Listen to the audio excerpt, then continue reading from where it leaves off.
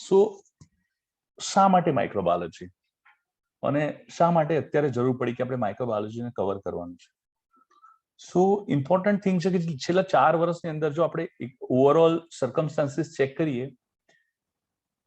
તો 4 વર્ષમાં જે માઇક્રોબાયોલોજી રિલેટેડ ક્વેશ્ચન્સ ની જે વેટેજ હતું એ ગુજરાત ગવર્મેન્ટની વેરિયસ નર્સિંગ એક્ઝામિનેશનમાં કન્ટિન્યુઅસલી વધતું રહ્યું છે. સૌથી પહેલા 2-3 પ્રશ્નોથી લઈને ઓલમોસ્ટ 5 પ્રશ્નો સુધી એ માઇક્રોબાયોલોજીની આસપાસ પૂછાયા છે. એટલે જો આપણે વાત કરીએ તો લગભગ 5% કોન્ટ્રીબ્યુશન આપે છે માઇક્રોબાયોલોજી, એટલે 2 to 5% ની આસપાસ. એની કમ્પેરિઝનમાં તમે મેડિકલ સર્જિકલ જુઓ તો બહુ વાસ્ટ સબ્જેક્ટ છે, પણ માઇક્રોબાયોલોજી બહુ સિલેક્ટેડ સબ્જેક્ટ છે, છતાં પણ તમને 5 માર્ક્સનું વેટેજ મળી શકે.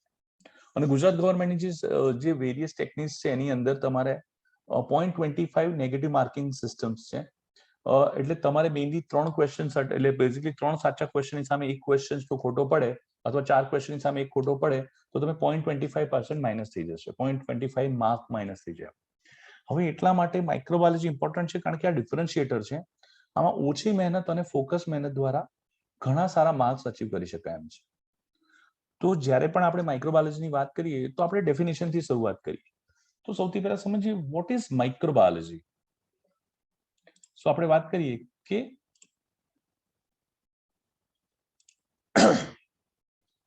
કે બેઝિકલી માઇક્રો અને બાયોલોજી અથવા લોજી.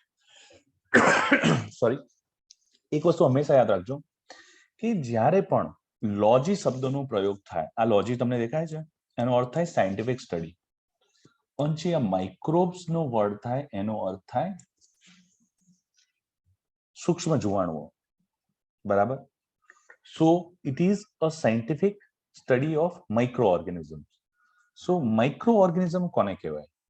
સો બેઝિકલી માઇક્રો ઓર્ગેનિઝમની વાત કરીએ તો માઇક્રો ઓર્ગેનિઝમની જ્યારે ડિટેલમાં વાત કરીએ તો માઇક્રો ઓર્ગેનિઝમ એટલે જે નેક્ડ આઈઝ થી આપણને ના દેખાય. એનો અર્થ એવો થયો કે જ્યારે આપણે નરી આંખે કોઈ વસ્તુ ના દેખાય તો એને કહેવાય છે માઇક્રો ઓર્ગેનિઝમ્સ. તો આ જે સાયન્સ છે એ નરી આંખે ના દેખાઈ શકનારા ઓર્ગેનિઝમનું સાયન્ટિફિક સ્ટડી કરતું શાસ્ત્ર છે અથવા તો સાયન્સ છે. એટલે માઇક્રોબાયોલોજી મીન્સ કે જે નેક્ડ આઈઝ દ્વારા ના દેખાય એને તમે જે કવર કરો એને કહેવાય માઇક્રોબાયોલોજી. સો ઇમ્પોર્ટન્ટ વસ્તુ અહીંયા યાદ રાખવાની કે સામાન્ય રીતે આપણને આ ઓર્ગેનિઝમ નરી આંખે દેખાતા નથી. તો એવાનું જે સાયન્ટિફિક સ્ટડી છે એને આપણે માઇક્રોબાયોલોજી કન્સિડર કરીએ છીએ.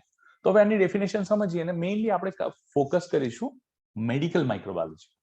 So what is medical microbiology? It is basically deals with the study of microorganisms and their role in human health and disease.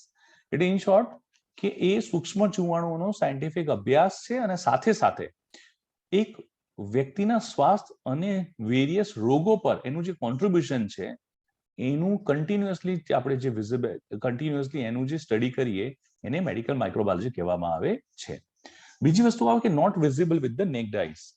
What does it mean? એનો મતલબ એવો થાય કે નરી આંખે આપણને આ દેખાતા નથી. ઓકે, સો નરી આંખે ન દેખાતા માઇક્રો ઓર્ગેનિઝમની સાયન્ટિફિક સ્ટડી એટલે માઇક્રોબાયોલોજી. હવે યાદ રાખવાનું કે જે આ માઇક્રો ઓર્ગેનિઝમ છે એ મેઇનલી 2 ભાગમાં ડિવાઈડ થાય છે. એક છે સ્પેસિફિકલી કે જે આપણા જીવન માટે બહુ જરૂરી છે, એમના વગર જીવન શક્ય નથી. અને એની કમ્પેરિઝનમાં બીજા પ્રકારના છે કે જે હ્યુમનની અંદર ડિઝીઝ પ્રોડ્યુસ કરે છે. તો યાદ રાખવાનું કે 2 પ્રકારના માઇક્રો ઓર્ગેનિઝમ મેઇનલી ડિવાઈડ કરી શકો તમે. એક બેઝિકલી જે બેનિફિશિયલ છે અને એના વગર જીવન શક્ય નથી. ઓકે, જેમ કે કોઈ ડેથ બોડી હોય તો એને ડિકોમ્પોઝ થવું પડે.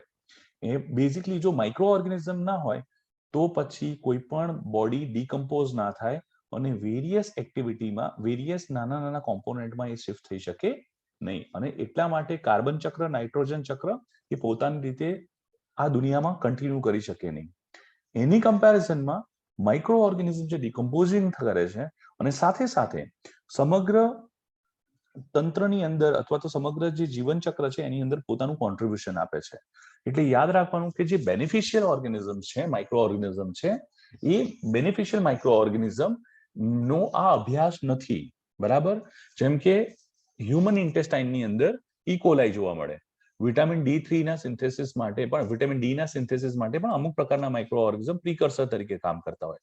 તમે દૂધમાંથી દહીં બનાવો ત્યારે પણ લેક્ટિક એસિડ કન્વર્ટ થાય અને બેઝિકલી લેક્ટોબેસિલસ નો ઉપયોગ થાય. તો આ બધા જ્યારે જે માઇક્રો ઓર્ગેનિઝમની જો તમે વાત કરતા હો તો આ બધા માઇક્રો ઓર્ગેનિઝમ એ આપણા બેનિફિટ માટે છે અને તમારા કોર્સ સિલેબસ પ્રમાણે એના વિશે ડિટેલમાં જાણવાની જરૂર નથી. તો બીજા પ્રકારના જે માઇક્રો ઓર્ગેનિઝમ આવશે પેથોલોજીકલ અથવા પેથોજેનિક.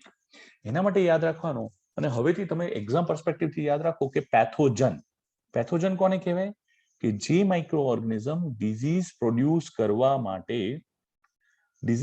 કરવા માટે રિસ્પોન્સિબલ છે એને તમે પેથોજેનિક ઓર્ગેનિઝમ કન્સિડર કરો છો. પેથો એટલે ડિઝીઝ. પેથો વર્ડ આવે તમને યાદ રાખવાનું કે જે પેથો શબ્દનો પ્રયોગ થાય એનો મતલબ થાય ડિઝીઝ અને જી એન્ડ જન એટલે માઇક્રો ઓર્ગેનિઝમ. તો જ્યારે માઇક્રો ઓર્ગેનિઝમ ડિઝીઝ સ્પ્રેડ કરી શકે અથવા ડિઝીઝ ઉત્પન્ન કરી શકે અથવા ફેલાવી શકે એને કહેવાય પેથોજન. ઇમ્પોર્ટન્ટ વસ્તુ છે, ગુજરાત ગવર્મેન્ટમાં આ પ્રશ્ન ઘણીવાર પૂછાયો છે કે પેથોજન કોને કહેવાય.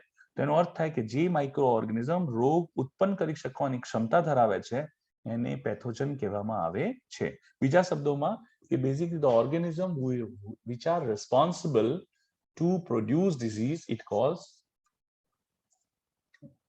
basically they are called microorganisms or pathogen. Okay, so now જ્યારે આપણે કન્સિડર કરીએ બીજી વસ્તુ તો પેથોજન એટલે જે માઇક્રો ઓર્ગેનિઝમ રોગ ફેલાવી શકે એને પેથોજન કહેવામાં આવે છે. બીજા બધા એ ઓલવેઝ આપણને બેનિફિશિયલ હોય છે. હવે આપણે જો નેક્સ્ટ સ્લાઇડમાં જઈએ તો મેઇન ઓર્ગેનિઝમ કયા ટાઈપના હોય છે? તો ઓર્ગેનિઝમ હોય છે બેક્ટેરિયાસ, વાયરસીસ, ફંગસ અને પેરાસાઇટ્સ. આ જે ચાર પ્રકારના ઓર્ગેનિઝમ રિલેટેડ ક્વેશ્ચન્સ આવતા હોય છે અને આ ચાર ક્વેશ્ચન્સની આપણે વાત કરીએ તો શું what are the bacterias? Bacteria એ સ્ટેન્ડ અલોન જીવ છે, એના વિશે આપણે ડિફરન્સ વેરિએશન્સ ચેક કરીશું. વાયરસ એટલે અત્યારના સમયમાં મોસ્ટ પોટેન્ટેડ રિસ્ક છે હ્યુમન લાઈફ માટે વાયરસીસ. અને છેલ્લા 2 વર્ષમાં આપણે ઓલરેડી જોઈ ચૂક્યા છીએ કે વાયરસીસથી કયા પ્રકારના પ્રોબ્લેમ થઈ શકે છે. જો તમે ફંગસની વાત કરો તો ફંગસ એ આપણી સાથે ઘણા લાંબા સમયથી છે અને ફંગસના પોતાના એટ્રીબ્યુટ્સ હોય છે. એ એટ્રીબ્યુટ્સ એવા છે કે ફંગસ માટે moisture, absence of high temperature અને વેરિયસલી મેઇનલી કોઈ ન્યુટ્રિયન્ટ્સની પ્રેઝન્સ હોય ત્યારે ફંગસ સરળતાથી ગ્રો કરી શકે છે. અને પેરાસાઇટ્સ મતલબ કે કોઈ હોસ્ટ જીવ પર પોતાની જાતને એસ્ટાબ્લિશ કરીને લાંબા સમય સુધી ગ્રો કરીને જે હોસ્ટ હોય એમાંથી પોતાના ન્યુટ્રિયન્ટ્સ રિસીવ કરવા એ બધા પ્રકારના ઓર્ગેનિઝમને પેરાસાઇટ્સ કહેવામાં આવે છે. ઓકે, તો બેઝિકલી આ બધા ઓર્ગેનિઝમ્સ વિશે આપણે સ્ટડી કરીશું અને આ ઓર્ગેનિઝમ એ બહુ ઇમ્પોર્ટન્ટ છે તમારા એક્ઝામ પર્સપેક્ટિવથી, કારણ કે એક્ઝામમાં આ રિલેટેડ પ્રશ્નો તમને આવી શકે છે. તો આપણે વન બાય વન જ્યારે જઈએ તો આ યાદ રાખજો, આ બેઝિકલી એક્ઝામ પર્સપેક્ટિવથી આ ટર્મિનોલોજી બહુ જ ઇમ્પોર્ટન્ટ છે. તો જો જનરલ માઇક્રોબાયોલોજી કોને કહેવાય કે માઇક્રો ઓર્ગેનિઝમની જનરલ પ્રોપર્ટીઝના જે ને સ્ટડી કરવામાં આવે તો એને એ જનરલ માઇક્રોબાયોલોજીના સ્કોપમાં આવે. બેક્ટેરિયલ મોર્ફોલોજી મતલબ કે બેક્ટેરિયાની બહારની દિવસ સંરચના એનો જે અભ્યાસ કરવામાં આવે એને બેક્ટેરિયલ મોર્ફોલોજી કહેવાય. સ્ટરલાઇઝેશન અને ડિસઇન્ફેક્શન એ બહુ જ ઇમ્પોર્ટન્ટ છે, કારણ કે સ્ટરલાઇઝેશન અને ડિસઇન્ફેક્શન એ બેઝિકલી એ બહુ ઇમ્પોર્ટન્ટ એટલા માટે છે કે હોસ્પિટલની અંદર જ્યારે માઇક્રો ઓર્ગેનિઝમ પોતાની સંખ્યા વધારે ત્યારે ડિઝીઝ પ્રોડ્યુસ કરે છે અને ફેલાવી શકે છે. તો એ જ વસ્તુઓને આપણી આસપાસના એન્વાયરમેન્ટમાં કોઈ વસ્તુઓમાં જ્યારે પેથોજન્સની સંખ્યા તમારે 0 ડાઉન કરવાની હોય અથવા તો ટોટલી 0 કરી દેવાની હોય એ વસ્તુ જનરલ માઇક્રોબાયોલોજીના અનુસંધાનમાં આવે છે. પછી આવે બેક્ટેરિયલ જેનેટિક્સ. તો બેક્ટેરિયલ જેનેટિક્સ એટલે બેક્ટેરિયાના જીન્સ રિલેટેડની ઇન્ફોર્મેશન આપણે કવર કરવાની હોય અને કલ્ચર મેથડ્સ, કલ્ચર રિલેટેડ પણ પ્રશ્નો આવવાની સંભાવના હોય છે. એટલે આ બધા જે 5 કોન્સેપ્ટ આપણે કવર કરીએ એ જનરલ માઇક્રોબાયોલોજીના અંતર્ગત આવે છે. પછી હવે 5 જે ટર્મિનોલોજી છે તમારા એક્ઝામિનેશન પર્સપેક્ટિવથી બહુ જ ઇમ્પોર્ટન્ટ છે. કે first is bacteriology, as name suggest it is a study of bacteria. Virology એટલે સ્ટડી ઓફ વાયરસ. માઇકોલોજી એટલે સ્ટડી ઓફ ફંગસ. હવે યાદ રાખજો કે જે માઇકોલોજી આ જે સ્પેસિફિકલી વર્ડ છે એ એક્ઝામમાં આવી ગયેલો છે. ગુજરાત ગવર્મેન્ટની એક બે એક્ઝામિનેશનમાં પૂછવામાં આવ્યું છે કે માઇક્રોબાયોલોજી એટલે શું? તો એનો જવાબ આવે it is a scientific study of fungus. તો આ પ્રશ્ન પૂછવાની સંભાવના ધરાવે છે, એટલે આને તમારે વધારે ફોકસ કરવાનું, કારણ કે થોડો ડિફરન્ટ છે. બીજામાં તો કેવું છે કે બેક્ટેરિયોલોજી એટલે બેક્ટેરિયા, વાયરોલોજી એટલે વાયરસ, પણ માઇકોલોજી ઇઝ ઇક્વલ ટુ ફંગસ, એટલે ફંગસનો સાયન્ટિફિક સ્ટડી હોય એને માઇકોલોજી કહેવામાં આવે છે. એ જ પછી આવે પેરાસાઇટોલોજી. પેરાસાઇટોલોજી પણ સરળ છે. પેરાસાઇટનું સાયન્ટિફિક સ્ટડી એટલે પેરાસાઇટોલોજી. પછી આવે ઇમ્યુનોલોજી. હવે ઇમ્યુનોલોજી બહુ જ ઇમ્પોર્ટન્ટ એટલા માટે છે કે it is a scientific study of immune system, and બીજો વર્ડ પણ યુઝ કરી શકાય કે it is a mechanism of immunity. It is a mechanism. Basically, it is a mechanism of immunity. તો આ પ્રમાણે તમે સમજી શકો છો કે સ્ટડી ઓફ ઇમ્યુન સિસ્ટમ અથવા ઇમ્યુન સિસ્ટમ અથવા તો મિકેનિઝમ ઓફ ઇમ્યુન સિસ્ટમને ઇમ્યુનોલોજીમાં કવર કરવામાં આવે છે. હવે હિસ્ટ્રી શું છે કે માઇક્રોબાયોલોજીમાં ઘણા બધા સાયન્સ, આ બહુ ઇમ્પોર્ટન્ટ પ્રશ્ન છે કારણ કે ઘણીવાર માઇક્રોબાયોલોજીના સ્કોપમાં એક્ઝામ પર્સપેક્ટિવથી પૂછાય છે કે માઇક્રોબાયોલોજીની અંદર બેઝિકલી કયા સાયન્ટિસ્ટે પોતાનો ફાળો આપેલો છે, અને આ બધા સાયન્ટિસ્ટ એ ઇમ્પોર્ટન્ટ છે કે જે આપણને તમારી એક્ઝામ પર્સપેક્ટિવથી પૂછાઈ શકાય. હવે આ જે રેન્જ છે એ છે ઇન્વેન્શન ઓફ માઇક્રોસ્કોપ અને સાથે સાથે most advance genetics. What does it mean? એનો મતલબ એવો થયો કે આ બધા સાયન્ટિસ્ટોએ એ માઇક્રોસ્કોપની શોધથી માઇક્રોબાયોલોજીમાં એડવાન્સ જેનેટિક્સ સુધીની શોધો કરેલી છે. હવે એક વસ્તુ અહીંયા બહુ જ ડિટેલમાં યાદ રાખજો કે માઇક્રોસ્કોપ આટલો બધો ઇમ્પોર્ટન્ટ કેમ છે. એનો ઇમ્પોર્ટન્સ એટલા માટે છે કે યાદ રાખો કે આપણે એવા ઓર્ગેનિઝમ્સની સ્ટડી કરવાની છે કે જે નરી આંખે દેખાતા નથી. તો જે ઓર્ગેનિઝમ નરી આંખે દેખાતા ના હોય અને એ નરી આંખે ન દેખાતા ઓર્ગેનિઝમ્સને જો તમારે એક્ઝામિન કરવા હોય અથવા એના વિશે સ્ટડી કરવું હોય તો સૌથી પહેલા જોવા પડે. જો એમને નરી આંખે જોઈ નહીં શકાતા તો માઇક્રોસ્કોપની મેગ્નિફાઈડ કરવાની ક્ષમતાનો ઉપયોગ કરીને આપણે આ ઓર્ગેનિઝમ્સને સરળતાથી જોઈ શકીએ છીએ, અને સાથે સાથે એમાં રહેલા એડવાન્સ જેનેટિક્સને પણ આપણે સમજી શકીએ છીએ, સ્પેસિફિકલી વાયરોલોજીની અંદર. હવે આપણે આગળ વધીએ અને સમજીએ કે વેરિયસ સાયન્ટિસ્ટ કયા છે કે જે લોકોએ પોતાના ઇન્વેન્શન દ્વારા માઇક્રોબાયોલોજીને પ્રમોટ કર્યું છે અથવા તો બહુ જ ફાયદો કરાયો છે, જેના કારણે આપણે અત્યારે સરળતાથી માઇક્રોબાયોલોજીને સમજી શકીએ છીએ. સો અત્યારે આપણે વાત કરીએ કે એન્ટોની વાન લ્યુવાનહોક એને ફાધર ઓફ ઓલ્ડ માઇક્રોબાયોલોજી કહે છે. જો તમને એડવાન્સ મોડર્ન માઇક્રોબાયોલોજી કહે તો એના ફાધરનું નામ થાય લુઈસ પાસ્ચર. પણ પહેલા એવા સાયન્ટિસ્ટ કે જેણે માઇક્રોસ્કોપની શોધ કરી હતી એનું નામ હતું એન્ટોની વાન લ્યુવાનહોક. હવે એન્ટોની વાન લ્યુવાનહોકની બેઝિક ઇન્ફોર્મેશન લઈએ તો એ ડચ સાયન્ટિસ્ટ હતા, એટલે બેઝિકલી રિપ્રેઝેન્ટેડ અથવા coming from the Netherland.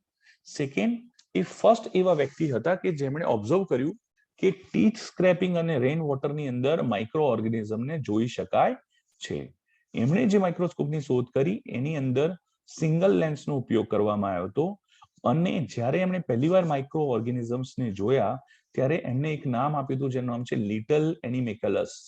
Okay, so basically little animalcules એવું પણ તમે કહી શકો. તો આ રીતે એન્ટોની વાન લ્યુવાનહોક વિશેનો પ્રશ્ન એક્ઝામમાં પૂછાય છે કે પ્રથમ માઇક્રોસ્કોપની શોધ કોણે કરી હતી, બરાબર.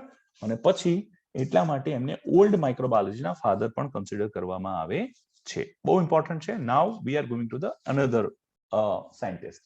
અનધર સાયન્ટિસ્ટ છે એડવર્ડ જેનર. એડવર્ડ જેનરને બીજું કયા નામે ઓળખવામાં આવે છે? He is the father of immunology. એમણે ફર્સ્ટ વેક્સિનની શોધ કરી હતી અને એમણે કાઉપોક્સ વાયરસનો ઉપયોગ એ સ્મોલપોક્સ અગેન્સ્ટમાં વેક્સિન તરીકે કર્યો હતો કે જેને વેરિયોલા વેક્સિનિયા ગણવામાં આવે છે, અને એમણે એક ટર્મિનોલોજી આપી હતી જેને વેક્સિન કહેવામાં આવે છે, બરાબર. એને ડિસ્ક્રાઇબ કર્યું હતું ડિટેલમાં. Okay, so Edward Zener is a father of immunology અને એમના દ્વારા વેરિયસ કોન્ટ્રીબ્યુશન કરવામાં આવ્યું હતું. હવે પછી આવશે લुईस પાસ્ચર. બહુ જ ઇમ્પોર્ટન્ટ, કારણ કે આ પ્રશ્ન ઘણીવાર એક્ઝામિનેશનમાં પૂછાયેલો છે કે who is the father of microbiology. So આપણો આન્સર હોવો જોઈએ કે father of microbiology is Louis Pasteur. એમણે સૌથી પહેલા પ્રિન્સિપલ ઓફ ફર્મેન્ટેશન માટે કીધું હતું, પણ એના કરતા યાદ રાખવાનું કે એમણે ઘણી બધી સ્ટરલાઇઝેશન ટેકનિક્સ ઇન્ટ્રોડ્યુસ કરી હતી, જેમ કે સ્ટીમ સ્ટરલાઇઝર, જેનું બીજું નામ છે ઓટોક્લેવ, અને hot air oven. Hot air oven અથવા ઓટોક્લેવનો અર્થ એ થયો કે જેના દ્વારા માઇક્રો ઓર્ગેનિઝમની સંખ્યા ઘટાડી શકાય છે. એમણે જ કોન્ટ્રીબ્યુટ કર્યું હતું કે એમના નામથી જ એક નવી મેથોડોલોજી, જેને કહેવાય પાસ્ચરાઇઝેશન, અને એ પાસ્ચરાઇઝેશન ઇવન આજે પણ વેરિયસ લિક્વિડ માધ્યમને જે જનરલી ફૂડ રિલેટેડ છે એને પ્રોટેક્ટ કરવામાં અથવા પ્રિઝર્વ કરવામાં બહુ જ સિગ્નિફિકન્ટ કોન્ટ્રીબ્યુટ કરે છે. સો એમણે સૌથી પહેલા એવું કીધું કે એવું શોધ્યું કે જ્યારે કોઈ લિક્વિડ અથવા સ્પેસિફિક મિલ્કને એક ટેમ્પરેચર એટલે 63 ડિગ્રી સેન્ટીગ્રેડ જેટલું ગરમ કરવામાં આવે અને 30 મિનિટ્સ ગરમ કર્યા પછી એને જો સડનલી ઠંડુ કરી દેવામાં આવે તો એમાં રહેલા બેઝિક માઇક્રો ઓર્ગેનિઝમ અથવા પેથોજનની સંખ્યાને એટલી ઘટાડી શકાય છે જેના કારણે મિલ્કમાં માઇક્રો ઓર્ગેનિઝમ અથવા પેથોજનની સંખ્યા સરળતાથી વધી શકતી નથી. એટલે સામાન્ય સંજોગોમાં અમુક કલાકોમાં જે મિલ્કનો ઉપયોગ કરવો જોઈએ, જે મિલ્કનો ઉપયોગ તમે ટેમ્પરેચરને કંટ્રોલ કરીને લગભગ 2 થી 3 દિવસ સુધી એનો ઉપયોગ કરી શકો છો. So Louis Pasteur has contributed to pasteurisation of milk. હવે એમણે જે મીડિયા હોય, મીડિયા કોને કહેવાય કે જ્યારે કોઈ પણ કન્ટામિનેટેડ સેમ્પલ હોય અને એ સેમ્પલની અંદર વેરિયસ તમારે આઈડેન્ટિફાઈ કરવું પડે કે એમાં કેટલા પ્રકારના અને કેટલી સંખ્યામાં બેક્ટેરિયા છે, કારણ કે તમે બેક્ટેરિયાની ઓછી માત્રામાં એને આઇસોલેટ કરી શકતા નથી. તો જ્યારે તમારે એને ડેવલપ કરવા પડે તો એને મીડિયામાં મૂકવા પડે, કે જે તમે સાંભળ્યું હશે કે માઇક્રોબાયોલોજીની અંદર પેટ્રી ડીશ હોય, એની અંદર મીડિયા હોય, મીડિયામાં તમે વેરિયસ સિક્રેશન્સને મૂકો અથવા બ્લડને મૂકો, પસને મૂકો અને એમાંથી માઇક્રોઓર્ગનિઝમને ગ્રો કરો, જેના કારણે તમે સરળતાથી માઇક્રોઓર્ગનિઝમને ટેમ્પરેચરને વધારીને એટલે ટેમ્પરેચરને 37 ડિગ્રી સેન્ટીગ્રેડ થી 48 અવર સુધી રાખીને પછી એમાં માઇક્રોઓર્ગનિઝમની સંખ્યા એટલી વધારી શકો કે જેના કારણે આપણે એને સરળતાથી આઈડેન્ટિફાઈ કરી શકીએ.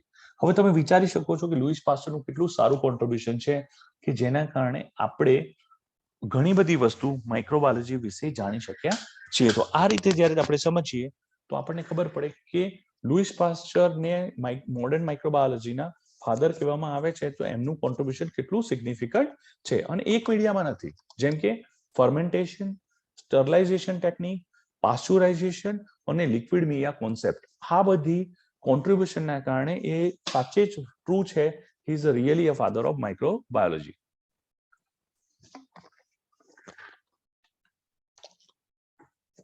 હવે આપણે બીજા સાયન્સ તરફ અને બીજી વસ્તુ લुईस પાસ્ચરનું કોન્ટ્રીબ્યુશન આગળ વધારીએ તો એમણે બેઝિકલી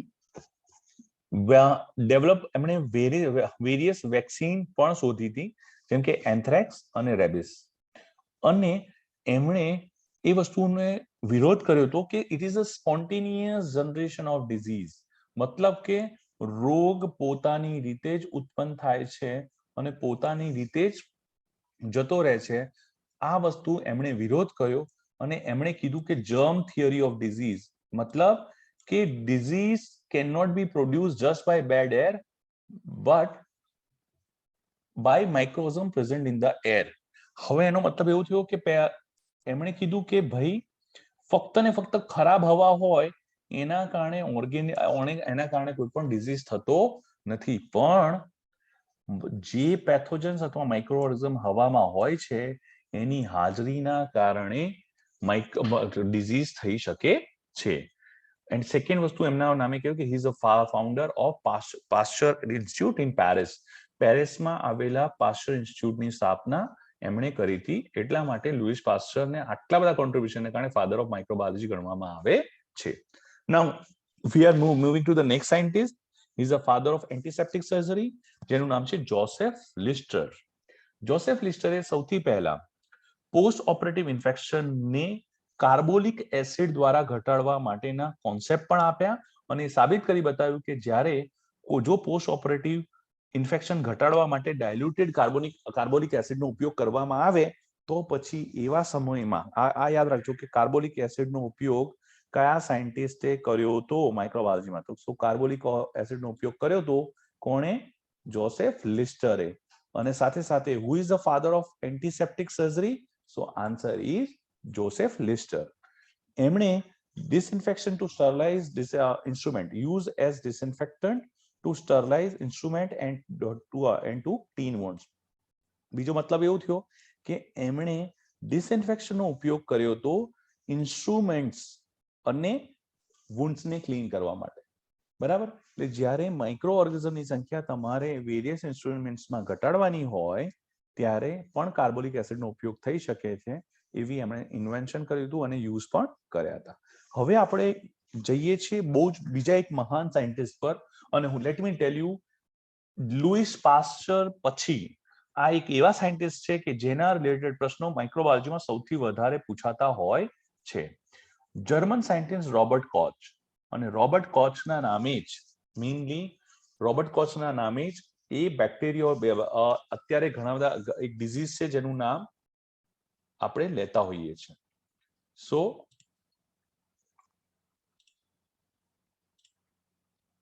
ઓકે, સો જ્યારે પણ તમે કોક્સ ડિસીઝની વાત કરો તો આપણા મગજમાં શું આવે? It is the tuberculosis. So ટ્યુબરક્યુલોસિસની જે કોઝિટિવ માઇક્રો ઓર્ગેનિઝમ છે એની શોધ કોણે કરી હતી? રોબર્ટ કોચે. સાથે સાથે બેઝિકલી બેક્ટેરિયા ઓફ વેરિયસ જેમ કે કોલેરા એમની શોધ પણ એમણે, વિબ્રિયો કોલેરાની શોધ પણ એમણે કરી. So Robert Koch is a significantly contribute as a father of bacteriology.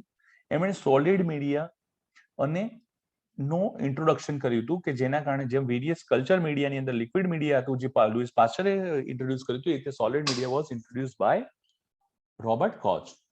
એમણે સૌથી પહેલા પ્યોર કલ્ચરને આઇસોલેટ કરવા માટે, પ્યોર કલ્ચરમાં ઓર્ગેનિઝમને આઇસોલેટ કરવા માટેની પ્રોસેસ રન કરી અને એમણે જ ઓર્ગેનિઝમ્સની મોર્ટિલિટી ટેસ્ટ કરવા માટે હેંગિંગ ડ્રોપ પ્રિપરેશન સ્ટાર્ટ કરી.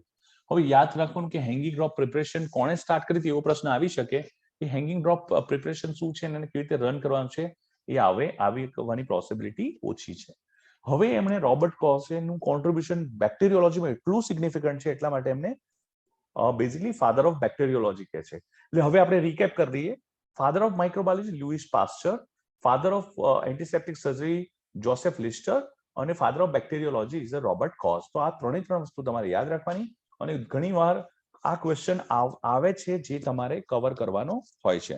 સો એમણે કયા કયા બેસિલાઈની શોધ કરી? તો એમણે એન્થ્રેક્સ બેસિલાઈ શોધ્યું, ટ્યુબરક્યુલસ બેસિલાઈ શોધ્યું અને કોલેરા બેસિલાઈ શોધ્યું.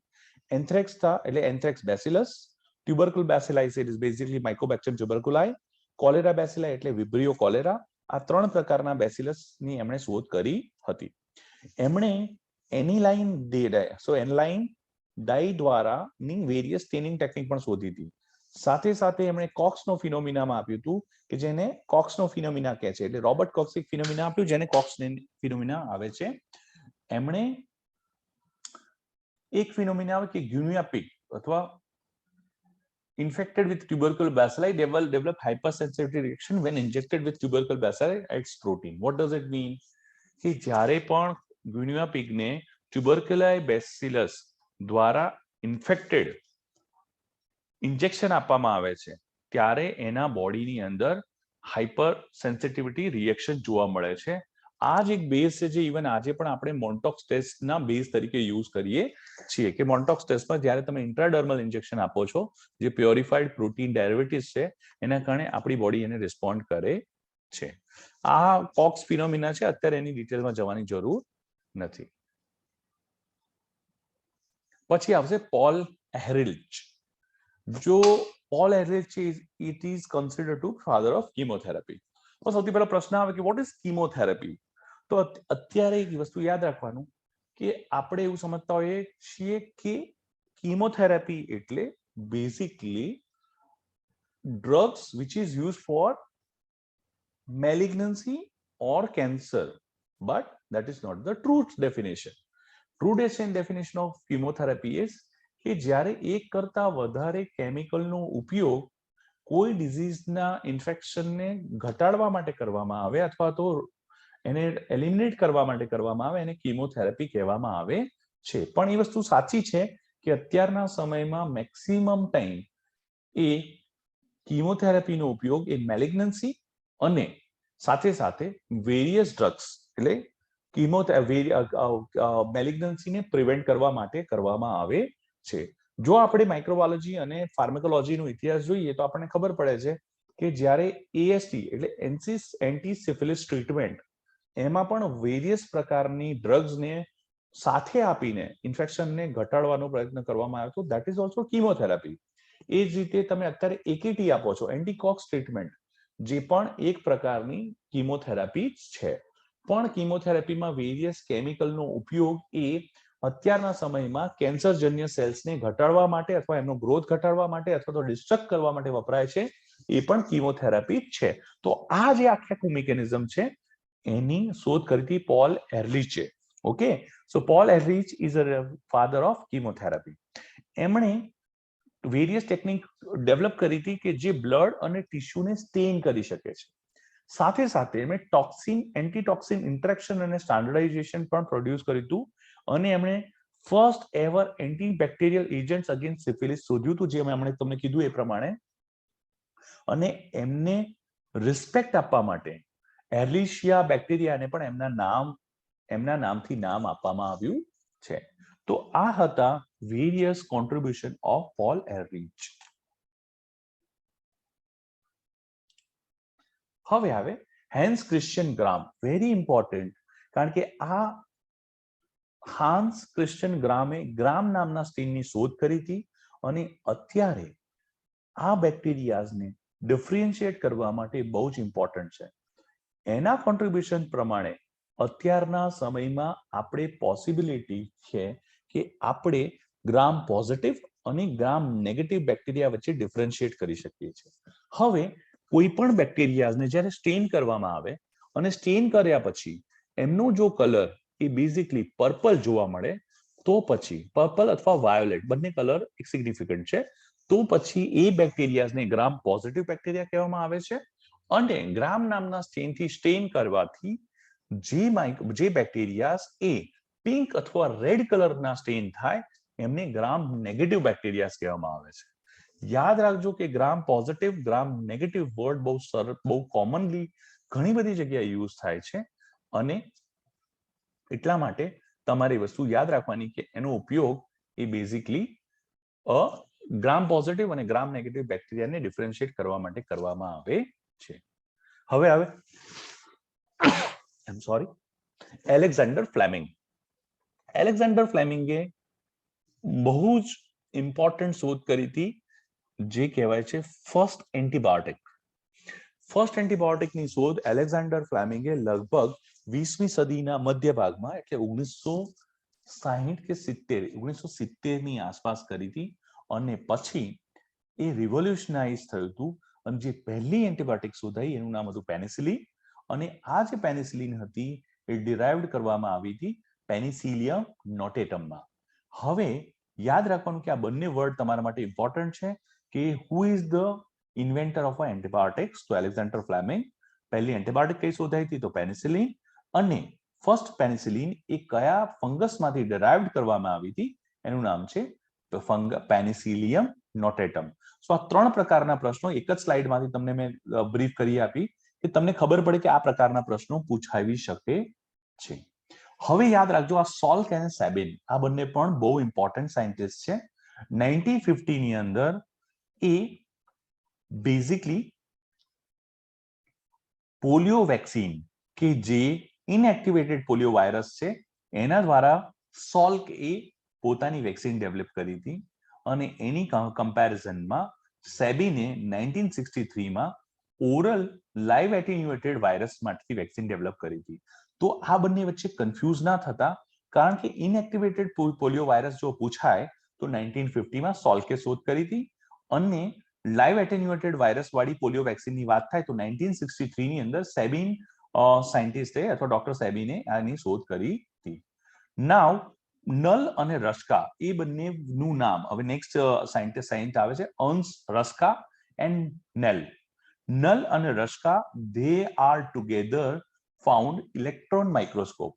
તો એક સામાન્ય માઇક્રોસ્કોપ કે જે 10x થી લઈને 40x એટલે 1 સેન્ટીમીટરની વસ્તુને 10 સેન્ટીમીટર અથવા તો 40 સેન્ટીમીટર મોટી બતાવે એને કહેવાય 10x અને 40x.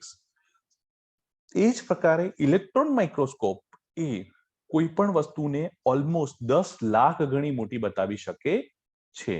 તો નલ એન્ડ રસ્કાએ જે માઇક્રોસ્કોપની શોધ કરી એ ઇલેક્ટ્રોન માઇક્રોસ્કોપ હતો અને એટલા માટે તમારે યાદ એ રાખવાનું કે બેઝિકલી જો તમને પ્રશ્ન કન્ફ્યુઝ કરવા માટે પૂછવામાં આવશે તો એ તમને પૂછશે કે હુ ઇન્વેન્ટેડ માઇક્રોસ્કોપ, તો એનો જવાબ આવશે એન્ટોની વાન લ્યુવન હોક.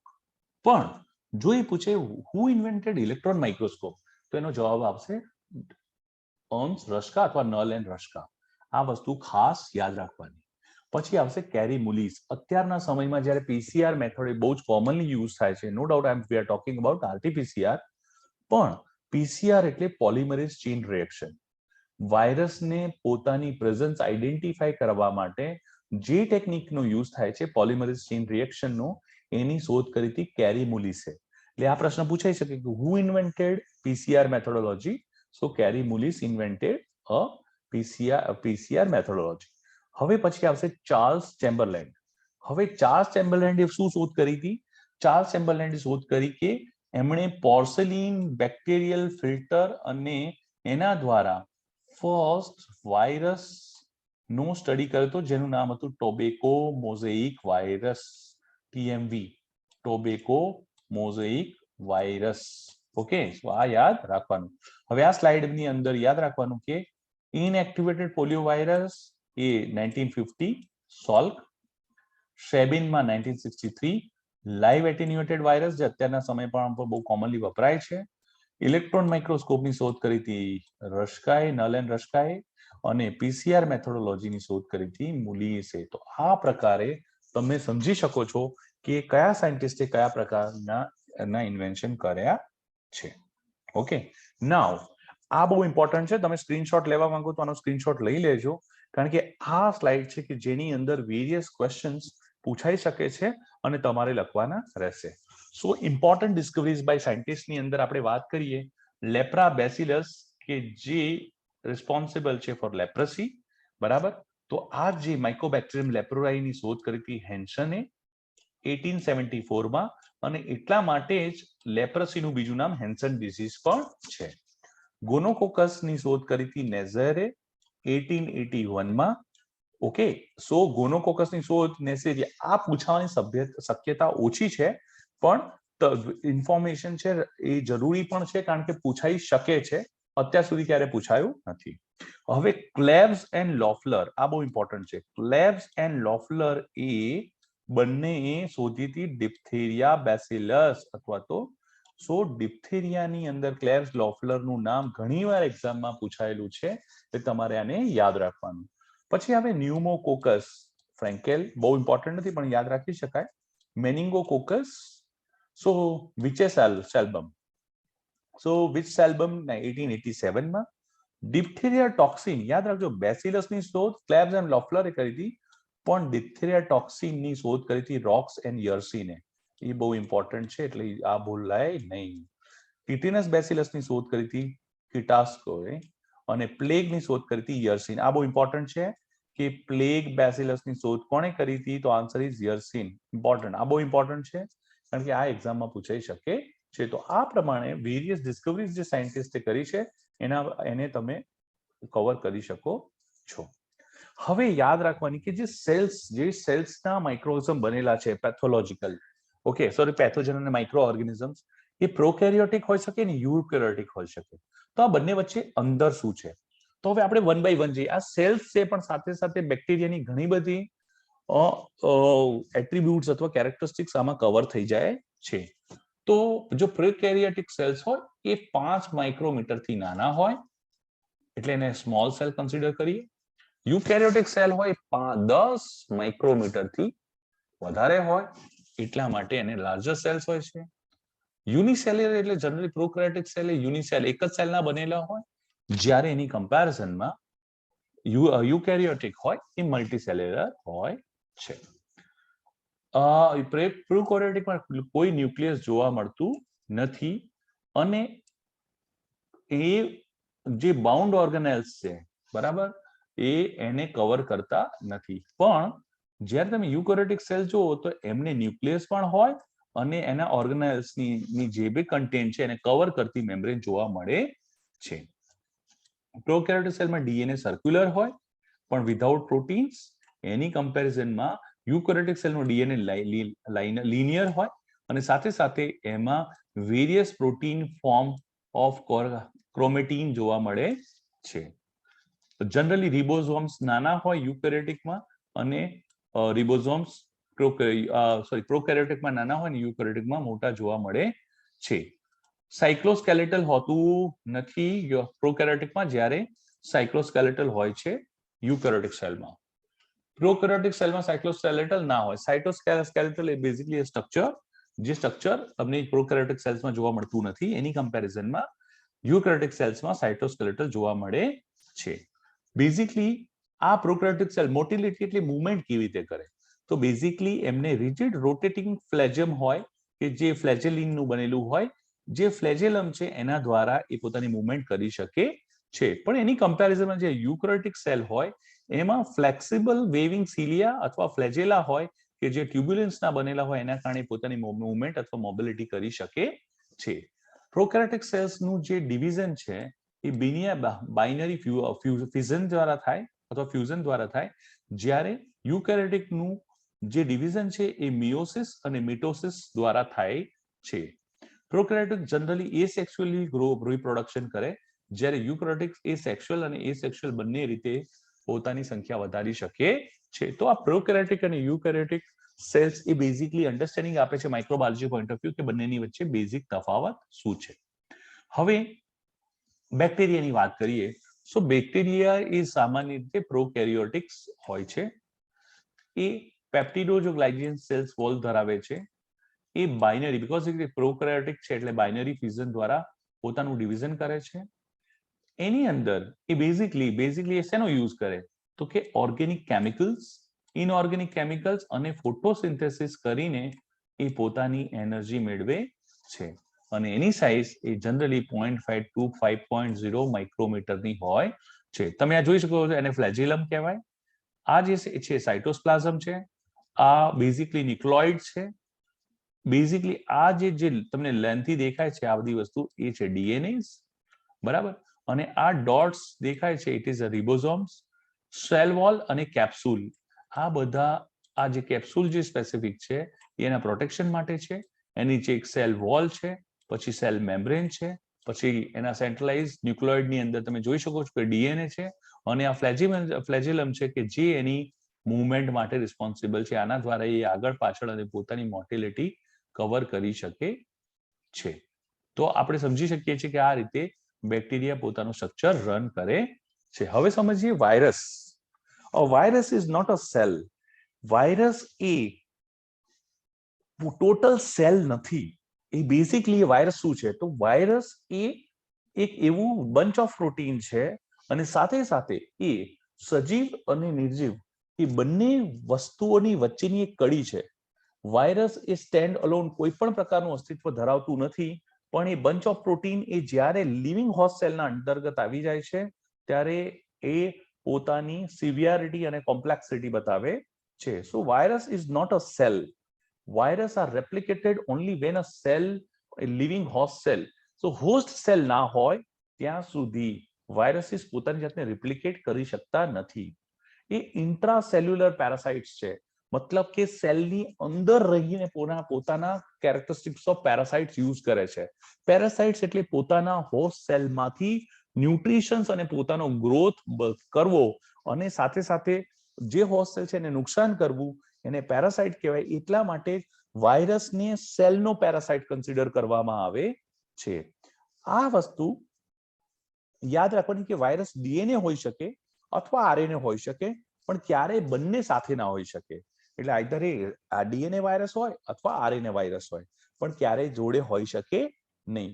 હવે એનું જે કોર છે એ એની આસપાસ core is surrounded by a protein coat which is made be enclosed in a lipid envelope. હવે એ શેની પર ડિપેન્ડ કરે છે?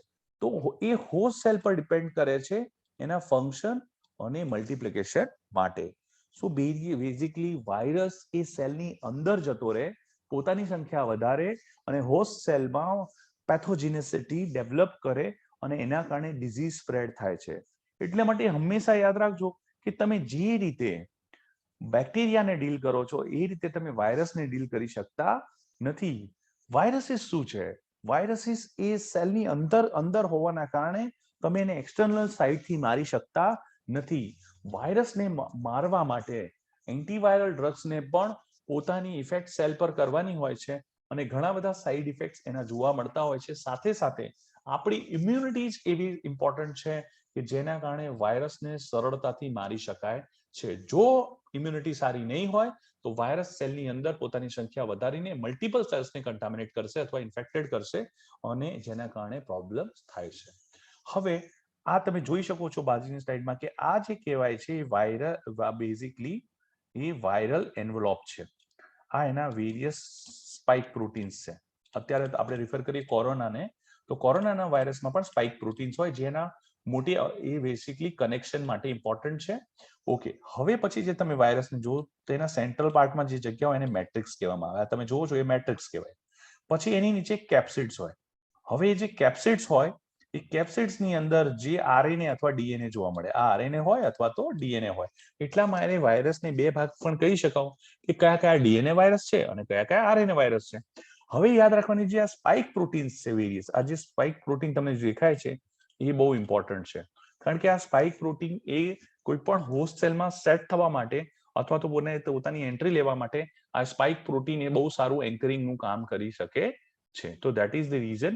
અને યાદ રાખજો કે અત્યારના સમયમાં જે કોવિડની વેરિયસ વેક્સિન્સ બની છે એ ઘણી ફક્ત ને ફક્ત સ્પાઇક પ્રોટીનને ધ્યાનમાં રાખીને બની છે, ઘણી બેઝિકલી ડીએનએ અથવા સોરી આરએનએ ના કોન્સેપ્ટ પર બની છે. તો આ રીતે વેરિયસ વેક્સિન્સ અત્યારના સમયમાં ગ્રો કરવામાં આવી છે.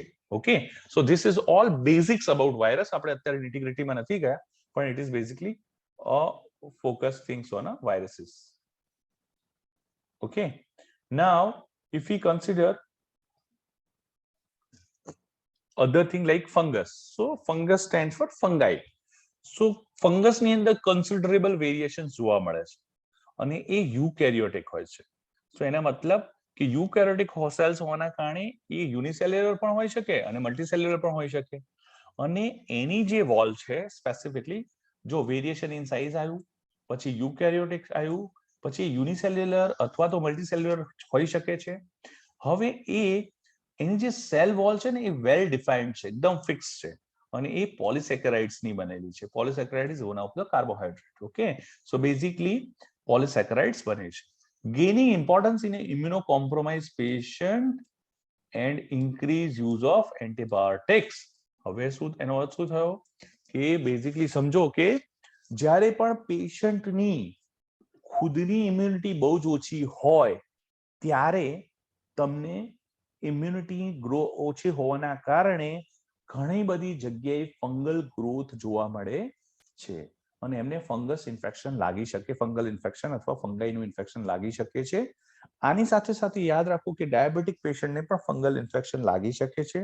જો તમે એક્સટર્નલ સ્કિનની વાત કરો તો બોડીની અંદર જેટલા ફોલ્ડ્સ રહેલા છે જ્યાં સનલાઇટ ડાયરેક્ટ પહોંચતી નથી અને મોઇસ્ચર અથવા પર્સ્પિરેશનના કારણે વધારે પ્રમાણમાં પર્સ્પિરેશન અને મોઇસ્ચર હોય છે એવા જગ્યાએ પણ ફંગલ ગ્રો કરી શકે છે.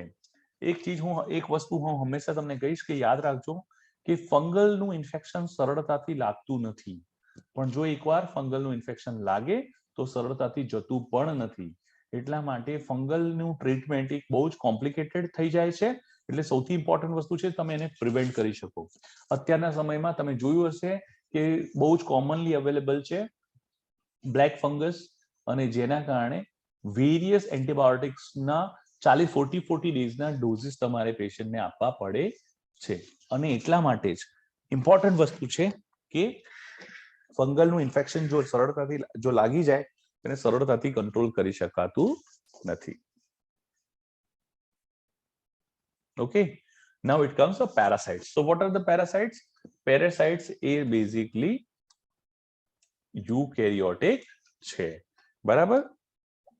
સો જો તમે સમજી શકો તો તમે સમજશો કે a non-mutual symbiotic relation where no parasite benefits at exposure to other host. मतलब क्या એ સહજીવન નથી. સહજીવન એટલે જો કોઈ પેરાસાઇટ કોઈ હોસ્ટ પર હોય, પેરાસાઇટને પણ ફાયદો થાય અને હોસ્ટને પણ ફાયદો થાય તો એ મ્યુચ્યુઅલ સિમ્બાયોટિક રિલેશનશિપ કહેવાય, બરાબર? પણ અહીંયા એવું થતું નથી. અહીંયા બેઝિકલી શું થાય છે કે બેઝિકલી પેરાસાઇટને બહુ ફાયદો થાય પણ એની કમ્પેરિઝનમાં હોસ્ટનું નુકસાન થાય છે, બરાબર? So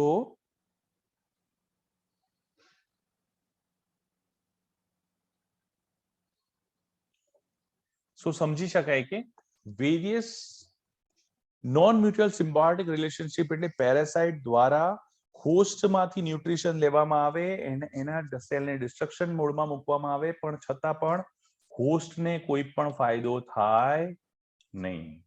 okay, મેક્રોપેરાસાઇટ્સ R visible two નેક્ટાઇટ્સ, મતલબ કે પેરાસાઇટ્સ બે પ્રકારના હોય. એક જે નરી આંખે નથી દેખાઈ શકતા કે જે આપણા માઇક્રોબાયોલોજીની ડેફિનેશનમાં આવે, પણ સાથે સાથે અમુક મેક્રોપેરાસાઇટ્સ પણ હોય જેને હેલ્મિન્થ કહેવામાં આવે. હવે હેલ્મેન્થેટિક ડિઝીઝ પણ એટલે તમે ડ્રગ્સ પણ સાંભળ્યું હશે કે એન્ટી હેલ્મિન્થિક ડિઝીઝ, બરાબર? તમે આલ્બેન્ડાઝોલ આપો છો પેશન્ટને, એ આલ્બેન્ડાઝોલ એ બેઝિકલી એન્ટી હેલ્મિન્થિક ડ્રગ છે કે જ્યારે બાળકમાં કૃમિ જોવા મળે, આ મેક્રોપેરાસાઇટ એટલે કઈ નહીં પણ કૃમિ, સો જ્યારે પણ પેશન્ટની અંદર બાળકની અંદર સ્પેસિફિકલી મેક્રોપેરાસાઇટ જોવા મળે ત્યારે એને એન્ટી હેલ્મિન્થેટિક ડિઝીઝ ડ્રગ્સ આપવામાં આવે છે. હવે આપણે આયા માઇક્રોપેરાસાઇટ્સ, બરાબર? સો માઇક્રોપેરાસાઇટ્સ છે જે છે એ પ્રોટોઝુઆ, વાયરસ, બેક્ટેરિયા અને એ વિઝિબલી જોઈ શકાતા નથી. હવે આપણે વાત કરીએ કે પ્રોટોઝુઆ, તો પ્રોટોઝુઆ એ યુનિસેલ્યુલર છે અને એની કમ્પેરિઝનમાં હેલ્મિન્થ એ મલ્ટીસેલ્યુલર છે. હવે પ્રોટોઝુઆ યુનિસેલ્યુલર હોવાના કારણે ખૂબ જ માઇક્રો છે અને સરળતાથી બોડીની અંદર વેરિયસ સેલ્સની અંદર પોતાની એટલે હોસ્ટની ઉપર પોતાની નોન મ્યુચ્યુઅલ સિમ્બાયોટિક રિલેશનશિપને એસ્ટાબ્લિશ કરીને ગ્રોથ કરે છે. હવે આપણે બેઝિકલી વેરિયસ ટર્મિનોલોજીને કવર કરીએ. અહીંયા તમને દેખાતું હશે કે કોકાઈ બેક્ટેરિયાઝને જ્યારે તમે આ સ્પેસિફિકલી આ સ્લાઇડની વાત કરું તો આ સ્લાઇડ બહુ જ ઇમ્પોર્ટન્ટ છે અને આ સ્લાઇડ પરથી પ્રશ્ન આવી શકે છે તમારી એક્ઝામમાં કે બેક્ટેરિયાને વેરિયસ ભાગમાં જો તમે ડિફાઇન કરો તો એના આકાર કેવા બને. તો અહીંયા થાય કોકાઈ, તો કોકાઈ ક્યાં દેખાય છે તમને? કોકાઈ બેઝિકલી કોકસ હોય તો સિંગ આ રીતે, ડિપ્લોકોકાઈ એટલે બે જોવા મળે. ડિપ્લોકોકાઈ એન્કેપ્સ્યુલેટેડ હોય એટલે ડિપ્લોકોકાઈ એટલે બે તો હોય પણ સાથે સાથે કેપ્સ્યુલ પણ હોય. એની સાથે તમે સ્ટ્રેપ્ટો એટલે બેઝિકલી એની ચેઇન બને છે, બરાબર કે નહીં? તેને કહેવાય સ્ટ્રેપ્ટોકોકાઈ. આવું ક્યારે બને? જ્યારે બેક્ટેરિયાને કલ્ચરમાં જોવામાં આવે ત્યારે એ લોકો આ રીતનું ગ્રુપ બનાવતા હોય છે અને આ ગ્રુપના કારણે જ એમના નામ આપવામાં આવે છે. હવે તમે સ્ટેફાઇલોકોકાઈ કરો તો તમને અહીંયા એક ક્લસ્ટર જેવું જોવા મળે કે એક ટ્રાયંગલ ક્લસ્ટર છે, તો એને કહેવાય સ્ટેફાઇલોકોકાઈ. બેઝિકલી કોકાઈ બધામાં કોમન છે, ફક્ત એની સંરચના પ્રમાણે એના નામ ડિફરન્ટ થાય છે અને એના જે કોકાઈ આવે તો એનું વર્ડ કોકસ થઈ જાય, બરાબર? જેમ કે ડિપ્લોકોકસ, ન્યુમોકોકસ, સ્ટેપ્ટોકોકસ, સ્ટેફાઇલોકોકસ, તો એ બધા કયા ગ્રુપમાં આવે? કોકાઈ ગ્રુપમાં આવે કે જેમાં કોકસ, ડિપ્લોકોકસ, ડિપ્લોકોકાઈ એન્કેપ્સ્યુલેટેડ કે જે બેઝિકલી ન્યુમોકોકસ હોય છે, સ્ટ્રેપ્ટોકોકસ અને સ્ટેફાઇલોકોકસ પણ આવે છે. હવે આવે bacillus. So what is bacillus? Bacillus it is Cocobacillus, simple bacillus. એના આકાર જોજો, આ ઓવલ શેપ છે, બરાબર? આ rectangle with a rounding corner છે. આ ડિપ્લોબેસિલાઈ છે એટલે બે છે એટલા માટે ડિપ્લોબેસિલાઈ થયું. અને સ્ટ્રેપ્ટો એટલે એક ચેન બનાવે છે એટલે સ્ટ્રેપ્ટોબેસિલસ કન્સિડર કરવામાં આવે છે. એ જ રીતે કોકોબેસિલાઈ અહીંયા કવર કર્યું એ પ્રમાણે, એટલે કોકાઈ અને સોરી બેસિલાઈ અને કોકોબેસિલાઈ તમે અહીંયા કવર કરી શકો છો. હવે ઘણા લોકો એનલાર્જ રોડ નામના આકારમાં જોવા મળે છે, એને કહેવામાં આવે છે ફ્યુઝોબેક્ટેરિયમ. પછી વિબ્રિયો અલ્પવિરામ, જો આ યાદ રાખો કે આમ અલ્પવિરામ એને કોમા શેપ કહેવાય, એટલે આ વિબ્રિયો વર્ડ હોય ને એ જનરલી કોમા શેપ હોય, જેમ કે વિબ્રિયો કોલેરા છે. પછી ઘણી વખત હેલિકોબેક્ટર પાયલરી નામનું જે માઇક્રો ઓર્ગેનિઝમ છે એ હેલિકલ ફોર્મ છે, જો એક સિમ્પલ નથી, આમાં ક્રોસ થાય છે એમ. ઓકે, સો આ હેલિકલ છે. સ્પાયરોચેટ અથવા સ્પાયરોચેટ હોય એ બેઝિકલી આ પ્રકારના સ્ટ્રક્ચરમાં જોવા મળે. અને જે સ્પિરિલિયમ છે એટલે બેઝિકલી સ્પાઇરલ રિલેટેડ જોવા મળે છે, એને સ્પિરિલિયમ કહેવામાં આવે છે. આ સ્લાઇડ યાદ રાખજો કે ઘણીવાર પ્રશ્ન પૂછાતો હોય છે કઈ કે ક્લસ્ટર્ડ હોય તો એને શું કહેવાય, તો કે સ્ટેફાઇલો. ચેન હોય તો સ્ટેપ્ટો, બે સાથે હોય તો ડિપ્લો, બરાબર કે નહીં? આ પ્રમાણે વેરિયસ સ્ટ્રક્ચર પ્રમાણે આપણે આઈડેન્ટિફાઈ કરી શકીએ છીએ કે બેક્ટેરિયાના સ્ટ્રક્ચર પ્રમાણે એના નામ કયા કયા હોય છે. હવે થોડું આ બીજી વસ્તુ આપણે એના વર્ડિંગમાં ચેક કરી. જો ડિપ્લો એટલે ડબલ છે, ડિપ્લોકોકાઈ. પછી cocci in chain, streptococci. Cluster in chain, staphylococci. Tetrad એટલે ચાર આવે, તમે જોઈ શકો છો ચાર છે. સાર્સિના એટલે આ પ્રકારના ક્લસ્ટરમાં જોવા મળે. બેસિલાઈ એટલે સ્કેટર્ડ બેસિલાઈ છે, જો અહીંયા જોઈન્ટ નથી. બ્રુસેલાની અંદર આ પ્રકારની સંરચના જોવા મળે. સ્ટેપ્ટોની અંદર ચેન જોવા મળે. વિબ્રુની અંદર કોમા જોવા મળે. અને ચાઇનીઝ લેટર પેટર્નમાં કોર્ની બેડ જોવા મળે. તો આ રીતે વેરિયસ બેક્ટેરિયાઝને આઈડેન્ટિફાઈ કરી શકાય છે અને આ પ્રમાણે પ્રશ્નો આવતા હોય છે. તો તમારે એ રીતે યાદ રાખવાનું કે આ વસ્તુ કેવી રીતે કવર થશે. હવે આવે બહુ ઈઝી છે કે ભાઈ ઓક્સિજન રિક્વાયરમેન્ટ પ્રમાણે તમે ઓર્ગેનિઝમને કઈ રીતે અલગ કરો. બે જ વસ્તુ યાદ રાખવાની. એરોબિક હોય એને ઓક્સિજનની જરૂર પડે ગ્રોથ માટે, અને એનારોબિક હોય એ ઓક્સિજનની એબ્સન્સમાં ગ્રો થાય. યાદ રાખવાનું કે ઓક્સિજનની હાજરીમાં ગ્રો થાય એરોબિક, ઓક્સિજનની ગેરહાજરીમાં ગ્રો થાય એનારોબિક.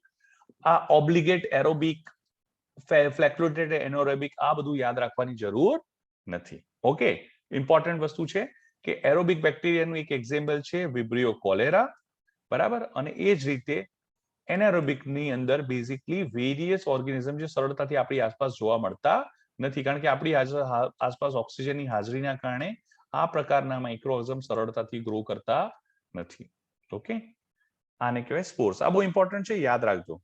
સ્પોર્સ જે છે એ minute, typically one celled, reproductive unit capable of giving rise to a new individual without sexual fusion. બહુ ડેન્જરસ વસ્તુ છે આ સ્પોર. સ્પોર એક એવું છે કે જે પોતાની આસપાસ આ એક કેપ્સ્યુલેટેડ સ્ટ્રક્ચર જોવા મળે છે, અને આ છે બેક્ટેરિયા અંદર. શું કીધું? વન સેલ્ડ એટલે યુનિસેલ્યુલર થયું, યુકેરિયોટિક સોરી પ્રોકેરિયોટિક થયું. હવે આ જે છે આ જે વોલ એટલી મજબૂત હોય કે કોઈ પણ પ્રકારના ડિસઇન્ફેક્શન અથવા તો સ્ટરલાઇઝિંગ એજન્ટ આ બધામાં આને કવર કરી શકાતા નથી. ઓકે, નવ રિમેમ્બર કેમ? એવું એટલા માટે કારણ કે આ કેપ્સ્યુલ એ કેમિકલને અંદર જવા દેશે નહીં. આ આખા પ્રોબ્લેમ થવાને કારણે ઇશ્યુ એ થઈ જાય છે કે આ સ્પોર્સને કિલ કરવા એ ઓલમોસ્ટ સામાન્ય પદ્ધતિમાં ઇમ્પોસિબલ છે. પણ જ્યારે આપણે સ્ટરલાઇઝેશનની પ્રોસેસ કરીએ ત્યારે આ સ્પોર્સને પણ કિલ કરવા પડતા હોય છે, કારણ કે આ સ્પોર્સ એ રિપ્રોડક્ટિવ યુનિટ છે અને સાથે સાથે બીજા સ્પોર્સ ડેવલપ કરી શકે છે અને સાથે સાથે રોગ પણ ફેલાવી શકે છે. બે એક્ઝામ્પલ આપું. બેસિલસ એન્થ્રેસિસ એ પણ સ્પોર છે અને સાથે સાથે ક્લોસ્ટ્રીડિયમ બોટ્યુલિનમ એ પણ સ્પોર છે. આ પ્રકારના સ્પોર્સ એ એવા પ્રકારના ડિઝીઝ ઉત્પન્ન કરી શકે છે જેને સામાન્ય સર્કમસ્ટાન્સીસમાં કિલ કરી શકાશે નહીં. એટલે સ્પોર્સ યાદ રાખવાનું. જ્યારે આપણે સ્ટરલાઇઝેશન અને ડિસઇન્ફેક્શનની વાત કરીશું ત્યારે આ બધી વસ્તુ પણ કવર થશે. હવે આવે ઇન્ફેક્શન. સો બેઝિકલી ઇન્ફેક્શનની અંદર અત્યારે આપણે ફ્રી લિવિંગ માઇક્રોઝ દેટ આપણે સેપ્રોફાઇટની વાત કરીએ છીએ. ઇન્ફેક્શન અત્યારે ના યાદ રાખતા, અત્યારે સેપ્રોફાઇટ ની વાત કરીએ, it's a free living organism that substitute dead or decay matter. તો આ પ્રકારના મોર્સ એટલે સેપ્રોફાઇટ એ ડીકેઇંગ મેથડ અથવા તો મરી ગયેલી વસ્તુઓ પર જોવા મળે છે. પેરાસાઇટ એ હોસ્ટ પર એસ્ટાબ્લિશ થઈને પોતાની સંખ્યા વધારે છે. Infection, in primary infection, reinfection, secondary infection જેવા વર્ડ્સ પણ કવર થાય છે. Focal infection, metastatic infection, nosocomial infection એ વેરિયસ ઇન્ફેક્શનના પાર્ટ છે. પણ અહીંયા સૌથી વધારે ઇમ્પોર્ટન્ટ એ છે કે સૌથી પહેલા આપણે સમજીએ કે ઇન્ફેક્શન શું છે. So what is infection?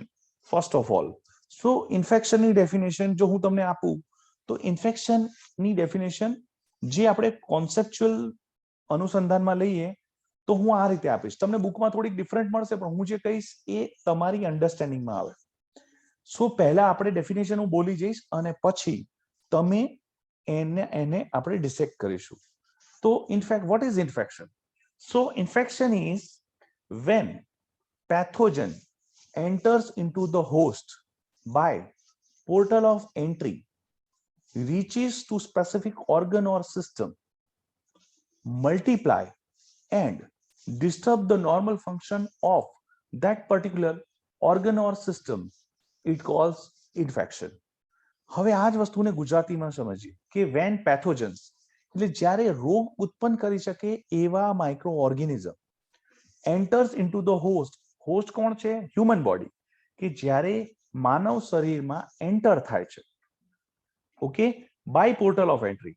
શેના દ્વારા એન્ટર થાય છે? Portal of entry. તો હ્યુમન બોડીમાં પોર્ટલ ઓફ એન્ટ્રી કઈ થાય?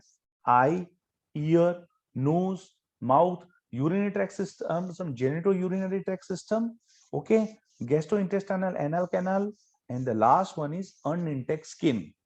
તો જ્યારે પેથોજન આ બધામાંથી કોઈ પણ એક પોર્ટલ ઓફ એન્ટ્રીનો ઉપયોગ કરશે અને એન્ટર થશે. જ્યારે આપણે એમ કહીએ અનઇન્ટેક્ટ સ્કિન, તો એનો મતલબ થાય છે basically abrasion, cut, crush injury, trauma, hair follicle removal, or any of the process by which we are removing or disturbing the continuity of skin. કારણ કે સ્કિન એ આપણા બોડીનું સૌથી મોટું ઓર્ગન હોવા સાથે સાથે આપણી બોડીનું સૌથી ઇમ્પોર્ટન્ટ પ્રોટેક્ટિંગ લેયર છે. જો હ્યુમન બોડીમાં સ્કિનની અંદર ઇન્ટરપ્શન થાય અથવા તો ઇનકન્સિસ્ટન્સી થાય અથવા કન્ટિન્યુટી લોસ થાય તો ત્યાંથી સરળતાથી આપણી આસપાસમાં રહેલા પેથોજન્સ બોડીમાં એન્ટર થઈ શકે છે. અને એટલા માટે જ બર્ન્સનું જો પેશન્ટ હોય તો બર્ન્સના પેશન્ટના બોડીમાં માઇક્રો ઓર્ગેનિઝમ સરળતાથી એન્ટર થઈ જાય છે, કારણ કે એનું બહારનું પ્રાઇમરી પ્રોટેક્ટિવ લેયર રિમૂવ થઈ ગયું છે. એટલે ફરીથી આપણે ડેફિનેશન પર પાછા આવીએ કે જ્યારે પેથોજન્સ એ હ્યુમન બોડીમાં પોર્ટલ ઓફ એન્ટ્રી દ્વારા એન્ટર થાય કે જે આટલી બધી એન્ટ્રી હોઈ શકે અને પછી રીચીસ ટુ સ્પેસિફિક ઓર્ગન ઓર સિસ્ટમ, એનો મતલબ થયો કે સ્પેસિફિક જગ્યાએ પહોંચે છે. એનો મતલબ કે માઇકોબેક્ટેરિયમ ટ્યુબરક્યુલોસિસ નો જો બેક્ટેરિયા હશે તો એ લંગ્સમાં પહોંચશે. મેનિન્જાઇટિસ માટે રિસ્પોન્સિબલ હશે તો એ સેન્ટ્રલ નર્વસ સિસ્ટમમાં પહોંચશે. લીવર રિલેટેડ કોઈ માઇક્રો ઓર્ગેનિઝમ્સ હશે અથવા પેથોજન હશે તો લીવરમાં એસ્ટાબ્લિશ થશે. એ પ્રમાણે દરેકે દરેક પેથોજન એ પોતાના એરિયા અથવા તો પોતાના ઇન્ફેક્શન કરવાની જગ્યાએ પહોંચશે અને પછી મલ્ટીપ્લાય થશે. એ બહુ ઇમ્પોર્ટન્ટ છે. કેમ? કારણ કે જો એ મલ્ટીપ્લાય નથી થતા તો ક્યારે પણ મલ્ટીપ્લાય થયા વગર એ પોતાની સંખ્યા વધાર્યા વગર ક્યારે પણ પોતાની એગ્રેસિવ ઇફેક્ટ આપી શકતા નથી. જો એમની સંખ્યા ઓછી હશે તો હોસ્ટની ઇમ્યુનિટી સરળતાથી એમને કિલ કરી દેશે અથવા ડિસ્ટ્રોય કરી દેશે.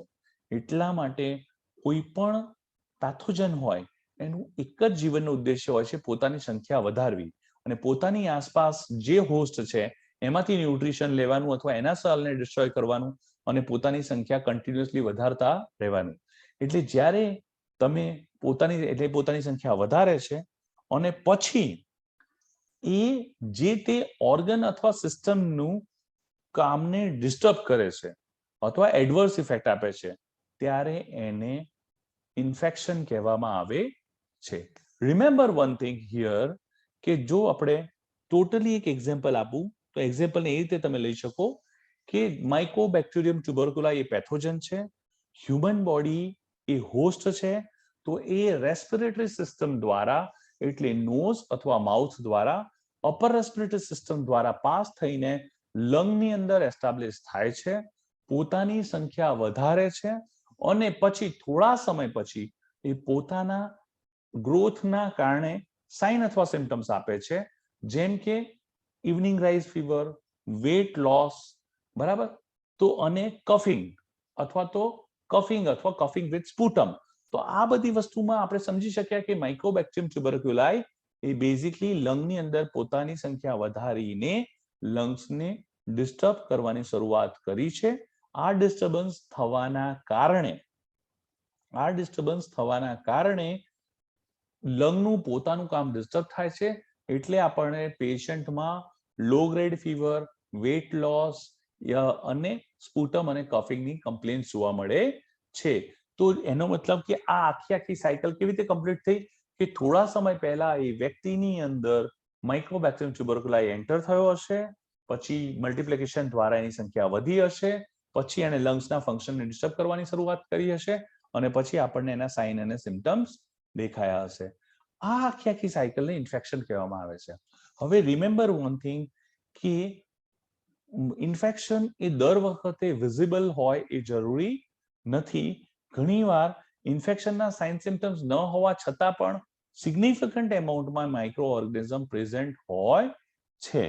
જેમ કે તમે વિચાર કરો કે કોઈ પણ વ્યક્તિના બોડીમાં કેટલા માઇક્રો ઓર્ગેનિઝમ અથવા પેથોજન હશે એ તમે કોઈ પણ વ્યક્તિને બહારથી જોઈને કહી શકો નહીં.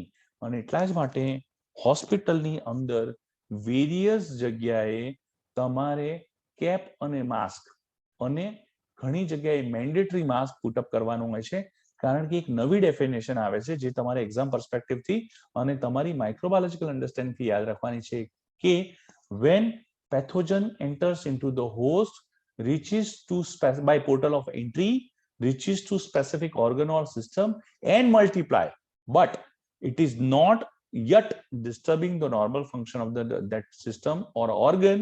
એને કોલોનાઇઝેશન કહેવામાં આવે છે અને ઇન્ફેક્શન કહેવામાં આવતું નથી. પણ કોલોનાઇઝેશનનો અર્થ પણ એવો થાય છે કે વ્યક્તિની અંદર માઇક્રો ઓર્ગેનિઝમની સંખ્યા વધારે છે, જેના દ્વારા બીજા વ્યક્તિને ઇન્ફેક્શન લાગી શકે છે. તો જો તમે કોઈ કોલોનાઇઝ વ્યક્તિ છે કે જેની ઇમ્યુનિટી સારી છે, જેના કારણે એના normal બોડીના sign and symptoms disturb નથી થયા અને એ વ્યક્તિને તમે જો આઈસીયુમાં પોસ્ટ કરો છો અથવા ઓટીમાં પોસ્ટ કરો છો, તો એ વ્યક્તિ દ્વારા બીજા પેશન્ટને ઇન્ફેક્શન લાગી શકે છે. જેમ કે એક એક્ઝામ્પલ આપું કે જો એક હેલ્ધી સ્ટાફ છે, એણે પોતાની બોડીની અંદર 5 લાખ માઇક્રો ઓર્ગેનિઝમ રિટેન કરેલા છે, પણ બીકોઝ આ 24 years વેલ બિલ્ડ, વેલ નરિશ વ્યક્તિ છે, તો એના બોડીમાં કોઈ પણ પ્રકારના સાઇન સિમ્પટમ્સ જોવા મળશે નહીં. પણ એની કમ્પેરિઝનમાં જો એ વ્યક્તિને તમે કેપ માસ્ક વગર સ્પેસિફિકલી માસ્ક વગર આઈસીયુમાં પોસ્ટ કરો, હું કોવિડ પહેલાની વાત કરી રહ્યો છું, અત્યારે એક્ઝામ્પલ કોવિડ પહેલાનું કન્સિડર કરજો, તો પછી એ માસ્ક ન પહેરવાના કારણે પોતાના બોડીમાંથી 5 લાખમાંથી જો હાઇપોથેટિકલી 1 લાખ માઇક્રો ઓર્ગેનિઝમ પણ કોઈ માલનરિશ આઈસીયુના પેશન્ટને આપી દેશે જેની ઇમ્યુનિટી ઓછી છે, તો એ વ્યક્તિ માટે આ ઇન્ફેક્શન થઈ જશે, એ વ્યક્તિ માટે એ કોલોનાઇઝેશન નહીં રહી જાય. અને એટલા જ માટે ICU, operation theatre, cath lab, barrier nursing, આ બધી જગ્યાએ પેશન્ટને આપણું ઇન્ફેક્શન ન લાગી જાય અથવા પેશન્ટમાં આપણું કોલોનાઇઝેશન ઇન્ફેક્શનમાં કન્વર્ટ ના થાય એટલા માટે કેપ અથવા સ્પેસિફિકલી માસ્કનો ઉપયોગ કરવામાં આવે છે. આ જ બેઝ છે ઇન્ફેક્શન પ્રિવેન્ટ કરવાનો કે જો તમે કોલોનાઇઝેશનને ઘટાડી શકો તો તમે ઓટોમેટિકલી ઇન્ફેક્શનને પણ ઘટાડી શકો છો. સાથે સાથે એક ટર્મિનોલોજી ક્લિયર કરી દેવા માંગુ છું જેના કારણે તમને પાછળથી પ્રોબ્લેમ ના થાય કે what is sign and what is symptoms. So કોઈ પણ રોગના સાઇન એન્ડ સિમ્પટમ્સ અથવા ડિઝીઝના સાઇન સિમ્પટમ્સ કોને કહેવાય? તો બહુ બેઝિક ક્રાઇટેરિયા એક અન્ડરસ્ટેન્ડ કરવાનું કે જ્યારે પેશન્ટમાં તમને તમારી આંખો દ્વારા તમને જે વસ્તુ જોવા મળે, બરાબર, અથવા જે તમારા એસેસમેન્ટના ફાઇન્ડિંગ આવે એ બધા સાઇન. જેમ કે પેશન્ટને પફીનેસ છે, પેશન્ટને સ્વેલિંગ છે, પેશન્ટને રેડનેસ છે, પેશન્ટ બરાબર ચાલતું નથી, પેશન્ટ લિમિંગ કરે છે અથવા પેશન્ટની મુવમેન્ટ રેસ્ટ્રિક્ટેડ થઈ ગઈ છે, આ બધી વસ્તુ જે આપણી આંખો દ્વારા આપણે ઓબ્ઝર્વ કરીએ છીએ પેશન્ટના એક્ઝામિનેશન ટાઈમે એને સાઇન કહેવામાં આવે છે.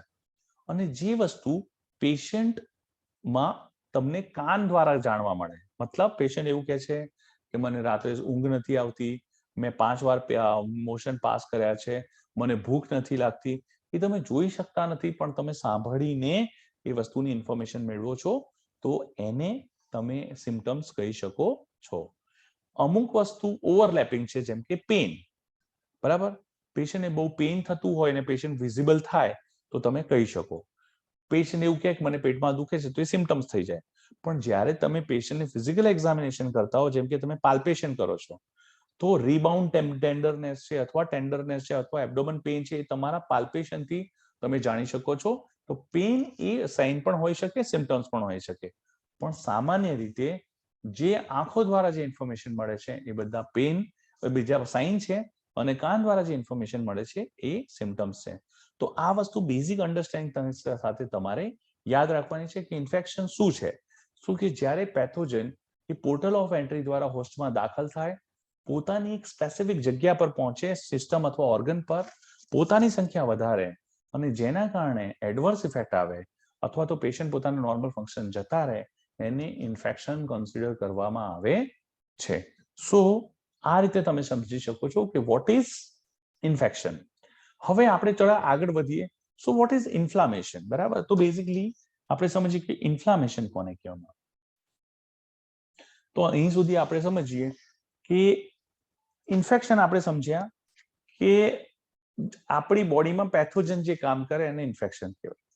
હવે આપણી બોડી પેથોજન એન્ટર થયા છે અને ઇન્ફેક્શન અથવા કોઈ હાર્મફુલ સિચ્યુએશનને જે રિસ્પોન્ડ કરે એને ઇન્ફ્લામેશન કહેવાય. અને એટલા જ માટે આપણે ઇન્ફેક્શન અને ઇન્ફ્લામેશનને અલગ અલગ રીતે કન્સિડર કરીએ છીએ. ઇન્ફેક્શન નરી આંખેથી માઇક્રો ઓર્ગેનિઝમ પર્સપેક્ટિવથી જોઈ શકાતું નથી. મતલબ કે તમે માઇક્રો ઓર્ગેનિઝમને ગ્રો કરતા, અધરવાઇઝ એને અફેક્ટ કરતા જોઈ શકતા નથી. એટલા માટે તમે કોઈ પણ વર્ડ્સ જેમ કે એપેન્ડિસાઇટિસ છે, તો એપેન્ડિસાઇટિસમાં એવું ના કહી શકો કે ઇટ ઇઝ ઇન્ફેક્શન. પણ તમે શું જોઈ શકો છો સોનોગ્રાફીમાં અથવા તો જે પણ પેશન્ટના ઇન્વેસ્ટિગેશન થયા છે કે પેશન્ટને એબ્ડોમન પેઇન છે, પેશન્ટની સોનોગ્રાફીમાં એ એપેન્ડિક્સ છે એ બેઝિકલી ઇન્ફ્લેમ થવા એટલે સ્વેલ થયું છે, રેડનેસ છે અને પેશન્ટને સ્પેસિફિક જગ્યાએ પેઇન છે. તો આ બધા સાઇન સિમ્પટમ્સ એ ઇન્ફ્લામેશનને રિપ્રેઝેન્ટ કરે છે. સો એટલા માટે ઇન્ફેક્શનને નરી આંખે ન જોઈ શકવાના કારણે તમે એને વ્યાખ્યાયિત કરતા નથી. તમે વ્યાખ્યાયિત શું કરો છો કે બોડી જે રિસ્પોન્ડ આપે છે એ સાઇન એન્ડ સિમ્પટમ્સ, જેમ કે redness, pain, swelling, loss of function, temperature અથવા વોર્મનેસ અને ડિસ્ચાર્જ. આ બધા સાઇન એન્ડ સિમ્પટમ્સ દ્વારા આપણી બોડી ઇન્ફેક્શનને કંટ્રોલ કરવા માટે વર્ક કરે છે. તો આ બધી વસ્તુ એ આપણા બોડીમાં ઇન્ફ્લામેટરી ચેન્જીસ છે કે જ્યારે કોઈ પેશન્ટને ઇન્ફેક્શનના અગેન્સ્ટમાં, અધરવાઇઝ કોઈ હાર્મફુલ સિચ્યુએશનમાં અગેન્સ્ટમાં પોતાનો વિરોધ વ્યક્ત કરાવે છે, ત્યારે આપણે એને ઇન્ફ્લામેશન કહીએ છીએ. ઇન્ફ્લામેશનને જોઈ શકાય છે in the form of swelling, pain, redness, warmness અથવા temperature, or loss of function અથવા ડિસ્ચાર્જ, જેના કારણે આપણે એને વ્યાખ્યાયિત કરીએ છીએ. અને એટલા માટે કોઈ પણ આઈટીસ વાળું વર્ડ આવે, આ વસ્તુ યાદ રાખજો, જ્યારે ક્યાંય પણ આઈટીસ વર્ડ આવે, આઈટીસ વર્ડ આવે જેમ કે એપેન્ડિસાઇટિસ, તો એનો અર્થ હંમેશા લેવાનો ઇન્ફ્લામેશન. કોઈ દિવસ ઇન્ફ્લામેશન જ લેવાનો, એનો અર્થ ક્યારે કન્સિડર કરવાનો નહીં કે ઇટ ઇઝ ઇન્ફેક્શન. કેમ? કારણ કે હું એક બીજું એક્ઝામ્પલ તમને આપી દઉં અત્યારે. બીજું એક્ઝામ્પલ એ છે કે સપોઝ તમે ખુદ પણ ઓબ્ઝર્વ કર્યું હશે કે જ્યારે કોઈ વ્યક્તિએ હોટ વોટરમાં શાવર લીધો છે, એની આંખમાં સોપ જતો રહ્યો છે, બરાબર કે નહીં? અને એની આંખોમાં સોપ જવાના કારણે આંખ રેડ થઈ જશે, પેન હશે, સ્વેલિંગ હશે, આંખમાંથી ડિસ્ચાર્જ ડ્રેન આઉટ થતો હશે. તો આ બધા સર્કમસ્ટન્સીસની જ્યારે આપણે વાત કરીએ તો આ કન્ડિશનમાં પેશન્ટને કોઈ પણ પ્રકારનું ઇન્ફેક્શન નથી, પણ બોડીએ ઇન્ફ્લામેટરી ચેન્જીસ તો કર્યા છે. એનો મતલબ કે આ ઇન્ફ્લામેશન છે પણ ઇન્ફેક્શન નથી. એ જ રીતે સપોઝ તમે ડ્યુટી પર છો અને કોઈ પેશન્ટ આવે છે કે જે પેશન્ટે જલદ પ્રવાહી લઈ લીધું છે, જેમ કે પેટ્રોલ, ડીઝલ, એસિડ અથવા આવું કોઈ પણ કોરોસિવ લિક્વિડ. તો એવા સર્કમસ્ટન્સીસમાં એ વ્યક્તિને ઇસોફેજાઇટિસ, ગેસ્ટ્રાઇટિસ, ઓકે, અને ઓરલ કેવિટીમાં પણ ઇન્ફ્લામેશન જોવા મળશે, પણ કોઈ પણ પ્રકારનું ઇન્ફેક્શન જોવા મળતું નથી. સો એનો અર્થ શું થયો કે દરેક ઇન્ફ્લામેશન એ આઇટીસ દ્વારા રિપ્રેઝન્ટેશન થાય છે, અને દરેક ઇન્ફ્લામેશન માટે ઇન્ફેક્શન હોવું એ મેન્ડેટરી જરૂરી નથી. એની કમ્પેરિઝનમાં ઇન્ફેક્શન એ સ્પેસિફિકલી ફક્ત ને ફક્ત માઇક્રો ઓર્ગેનિઝમ અથવા પેથોજન દ્વારા જ સ્પ્રેડ થાય છે. હોપ કે મેં આ વસ્તુ ક્લિયર કરી દીધી હશે. હવે આપણે ઇન્ફેક્શનના વેરિયસ ટાઈપ્સ અથવા ને અન્ડરસ્ટેન્ડ કરીએ કે એન્ડોજીનસ ઇન્ફેક્શન અને એક્ઝોજીનસ. બોડીની અંદર જ કોઈ પણ પ્રકારના ચેન્જીસના કારણે અથવા એક જગ્યાએથી બીજી જગ્યાએ ઇન્ફેક્શન લાગે એને એન્ડોજીનસ ઇન્ફેક્શન કહેવામાં આવે છે. એક્ઝોજીનસ એટલે બોડીની બહારથી કોઈ વસ્તુના કોન્ટેક્ટમાં આવવાથી, કોઈ સિક્રેશનના કોન્ટેક્ટમાં આવવાથી અથવા કોઈ ઇન્ફેક્ટેડ મટીરિયલના કોન્ટેક્ટમાં આવવાથી આપણને જે ઇન્ફેક્શન લાવે એને એક્ઝોજીનસ ઇન્ફેક્શન કહેવામાં આવે છે. સબ ક્લિનિકલ ઇન્ફેક્શન એટલે ઇનઅપેરન્ટ ઇન્ફેક્શન નિયરલી ઓર કમ્પ્લીટલી એસિમ્પ્ટોમેટિક. પેશન્ટની અંદર સબ ક્લિનિકલ કન્ડિશન છે, પેશન્ટમાં માઇક્રો ઓર્ગેનિઝમ ગ્રો છે, પણ એના દ્વારા આ sub clinical infection is basically you can consider is basically very mild symptoms or incomplete symptoms. Total બહુ જ ઓછા પ્રકારના સાઇન સિમ્પટમ એટલે કોલોનાઇઝેશન ને તમે કન્સિડર કરી શકો. સો એટિપિકલ ઇન્ફેક્શન એટલે લોઅર રેસ્પિરેટરી ઇન્ફેક્શન. આ બધા વેરિયસ પ્રકારના ઇન્ફેક્શન છે. હવે સમજીએ કેરિયર કોને કહેવાય.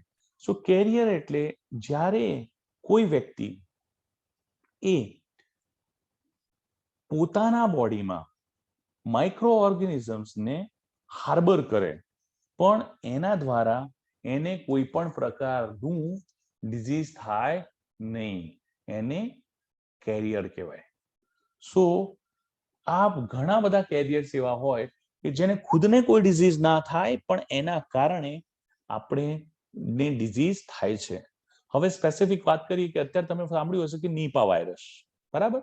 નીપા વાયરસ એ બેઝિકલી જેટલા પણ કોસ્ટલ એરિયાઝ છે ત્યાં સરળતાથી જોવા મળે છે.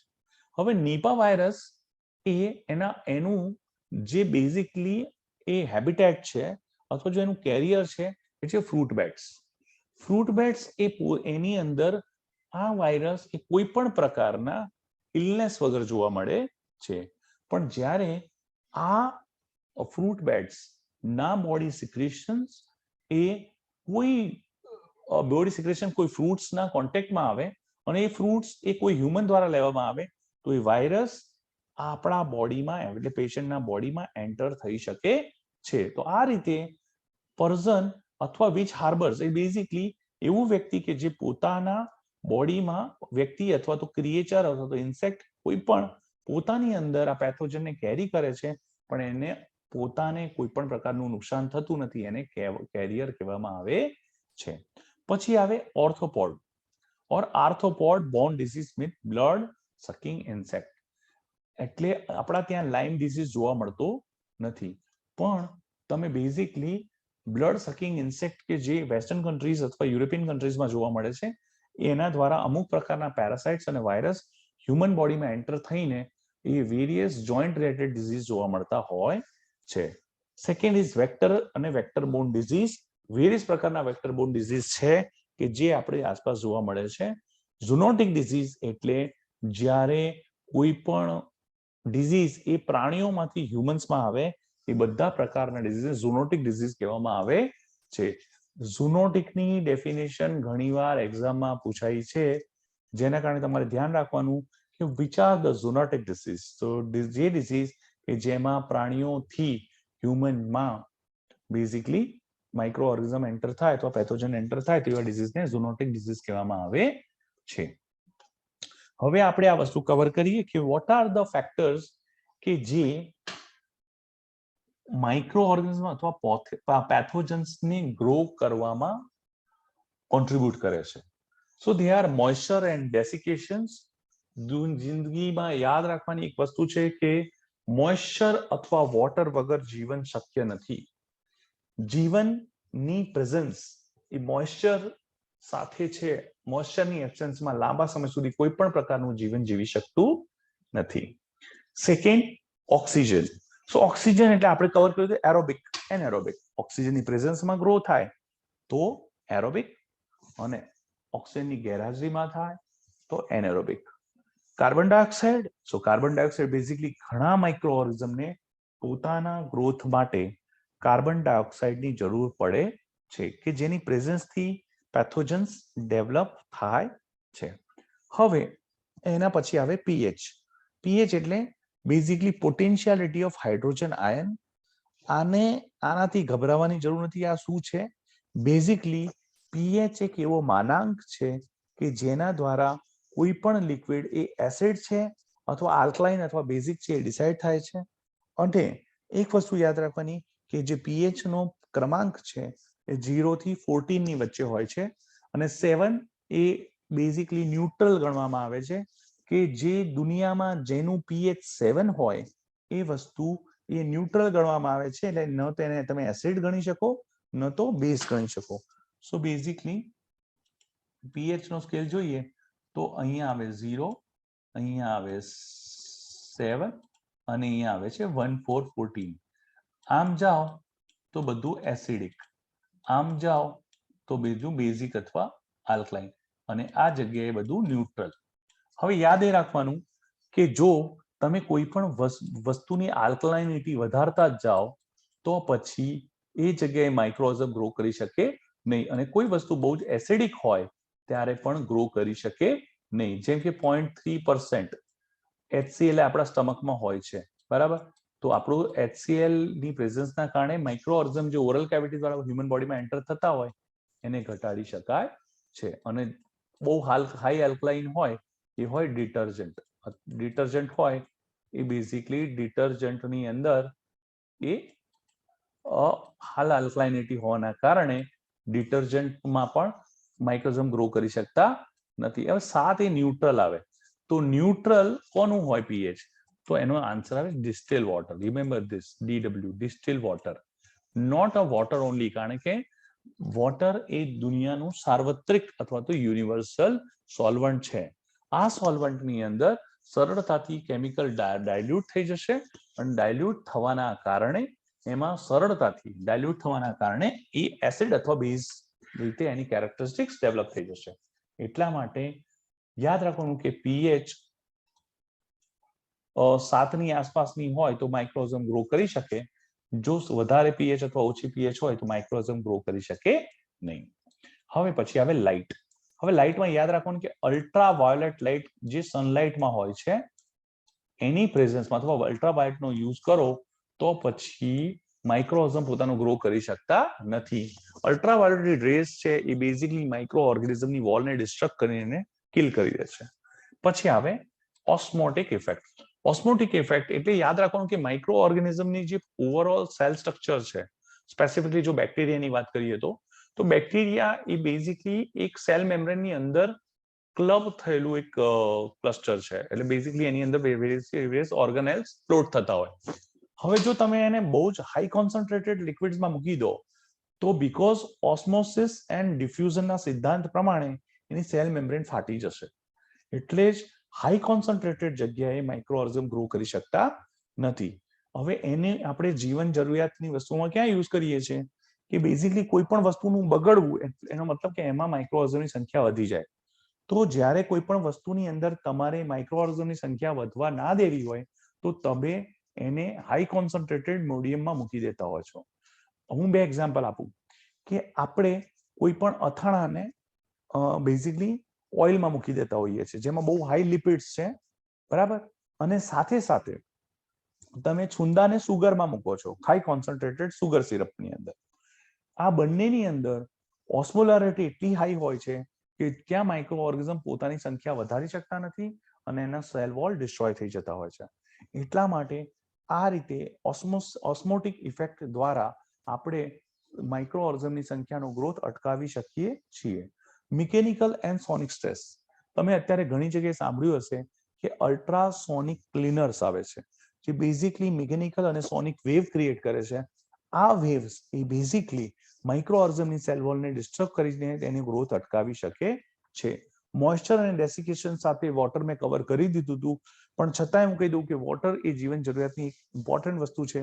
વોટર જેટલું ઓછું પ્રોવાઈડ કરવામાં આવે એટલો ઓછો ગ્રોથ કોઈ પણ માઇક્રો ઓર્ગેનિઝમ કરી શકશે. પછી આવે ટેમ્પરેચર. સો ટેમ્પરેચરમાં યાદ રાખવાનું કે મેક્સિમમ બેક્ટેરિયા 25 ડિગ્રીથી 40 ડિગ્રીની અંદર ગ્રો કરી શકે છે, મેક્સિમમ ટુ મેક્સિમમ. જો તમે ટેમ્પરેચરને 25 ડિગ્રી કરતા ઓછું અથવા 40 ડિગ્રી કરતા વધારે કરી દીધું તો પછી માઇક્રો ઓર્ગેનિઝમ પોતાની સંખ્યા વધારી શકતા નથી. પણ એવા પણ ઓર્ગેનિઝમ્સ છે કે જે સાયક્રોફાઇલ્સ કહેવામાં આવે છે, જે સોઇલ અને વોટરની અંદર જોવા મળે છે, કે જે 20 ડિગ્રી સેન્ટીગ્રેડ કરતા ઓછા ટેમ્પરેચરે પણ ગ્રો કરી શકે છે. અને ઘણા થર્મોફાઇલ્સ પ્રકારના ઓર્ગેનિઝમ્સ હોય છે કે જેને તમે 80 ડિગ્રી સેન્ટીગ્રેડ સુધી પણ એ કિલ થતા નથી, જેનું નામ છે જીઓબેસિલસ સ્ટીરિયોથર્મોફિલસ અથવા formally known as bacillus stearothermophilus. આ નામ તમે યાદ રાખજો, કારણ કે કદાચ એક્ઝામિનેશન પર્સપેક્ટિવથી આ પ્રકારનો પ્રશ્ન આવી શકે છે. ઓકે, સો નાઉ આ બધી વસ્તુ આપણે કવર કરી લીધી છે. ઓકે, સો જસ્ટ ફટાફટ કી નોટ્સ કવર કરીએ. મને નહીં લાગતું કે we will be having a time. So the minimum nutrition requirement for the growth and multiplication of a bacteria includes source of carbon, nitrogen, hydrogen, oxygen and some inorganic salt. मतलब कि સૌથી ઓછી nutritional requirement છે બેક્ટેરિયાના growth માટે અને multiplication માટે એ છે carbon, nitrogen, hydrogen, oxygen અને સાથે સાથે થોડાક ઇનઓર્ગેનિક સોલ્ટ. બેક્ટેરિયા પોતાની સેલ ડિવિઝન એ બાઇનરી ફ્યુઝન દ્વારા કરે છે. હવે the time required for the bacterium to give rise or two daughter cells under optimum condition is known as the generation time. मतलब કે એક બેક્ટેરિયામાંથી બીજા બે બેક્ટેરિયા બનવા માટે જે સમય સામાન્ય ઓપ્ટિમલ કન્ડિશન એટલે સામાન્ય સર્કમસ્ટાન્સીસમાં જેટલો સમય લાગે છે એને જનરેશન ટાઈમ કહેવામાં આવે છે. આ બહુ ઇમ્પોર્ટન્ટ છે, કારણ કે આ જનરેશન ટાઈમમાં એકના બે બેક્ટેરિયા, બેના ચાર બેક્ટેરિયા, ચારના 8 બેક્ટેરિયા થશે. એટલા માટે આ ટાઈમ જેટલો ઓછો એટલું ડેન્જરસ, જેટલો વધારે એટલું સારું. ઇમ્પોર્ટન્ટ વસ્તુ એ છે કે ઘણા ડિઝીઝમાં બેઝિકલી અમુક પ્રકારના બેક્ટેરિયલ અને ફંગલ ડિઝીઝમાં આ અમુક કલાકોની હોય છે, ત્યારે બહુ જ ફાસ્ટલી આ બેક્ટેરિયા ગ્રો કરતા હોય છે. Viable count means the number of living viable bacteria, while total count indicates the total number of bacteria in the specimen, irrespective of whether they are living or dead. मतलब કે જો કોઈ સેમ્પલની અંદર living અથવા viable bacteria identify થાય છે એ નંબરને viable count કહેવામાં આવે છે, જ્યારે ટોટલ કાઉન્ટ એટલે માટે એ જગ્યાએ અથવા એ લિક્વિડમાં રહેલા તમામ લિવિંગ અને dead bacterias. Bacteria growth curve has 4 phases, namely leg phase, log phase, stationary phase અને ફેઝ ઓફ ડેક્લાઇન. કોઈ પણ બેક્ટેરિયા પોતાની લાઈફની અંદર 4 ફેઝમાંથી પસાર થાય છે: લેગ ફેઝ, પછી લોગ ફેઝ, સ્ટેશનરી ફેઝ અને ફેઝ ઓફ ડેક્લાઇન. મતલબ કે શરૂઆત કરવી, પોતાની સંખ્યા વધારવી, સ્ટેટિક મોડમાં રહેવું અને પોતાની સંખ્યા ઘટાડવી. આ રીતે 4 સાયકલમાં બધા માઇક્રો ઓર્ગેનિઝમ એટલે બેક્ટેરિયા ગ્રો કરતા હોય છે. ઓક્સિજનની રિક્વાયરમેન્ટ પ્રમાણે બેક્ટેરિયા એરોબિક અને એનએરોબિક એ પ્રકારના બેક્ટેરિયામાં ડિવાઈડ થાય છે. કેટલાક ઓર્ગેનિઝમ્સને કાર્બન ડાયોક્સાઇડ જેમ કે 5 થી 10% કાર્બન ડાયોક્સાઇડની જરૂર પડે છે. અને આ એક્ઝામ પર્સપેક્ટિવથી બહુ જ ઇમ્પોર્ટન્ટ વર્ડ છે, યાદ રાખજો કે જેને કાર્બન ડાયોક્સાઇડની વધારે જરૂર પડતી હોય છે એને કહેવાય છે capnophilic bacteria. Maximum number of bacterias એ 25 ડિગ્રી સેન્ટીગ્રેડ થી 40 ડિગ્રી સેન્ટીગ્રેડ ની વચ્ચે ડેવલપ થાય છે અથવા ગ્રો કરે છે અને એને મેઝોફાઇલ્સ કહેવામાં આવે છે.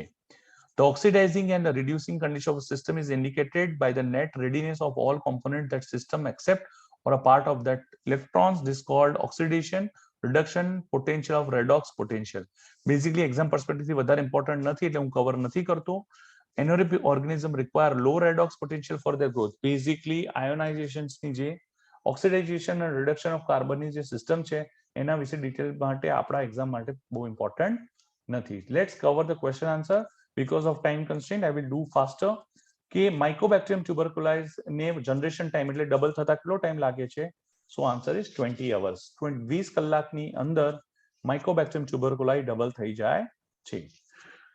જે બેક્ટેરિયાઓ 25 ડિગ્રી સેન્ટીગ્રેડ થી 40 ડિગ્રી સેન્ટીગ્રેડમાં ગ્રો કરે, સારી રીતે ગ્રો કરે છે, એને શું કહેવાય? આપણે હમણાં જ કર્યું પડે, મોમેઝોફાઇલ્સ.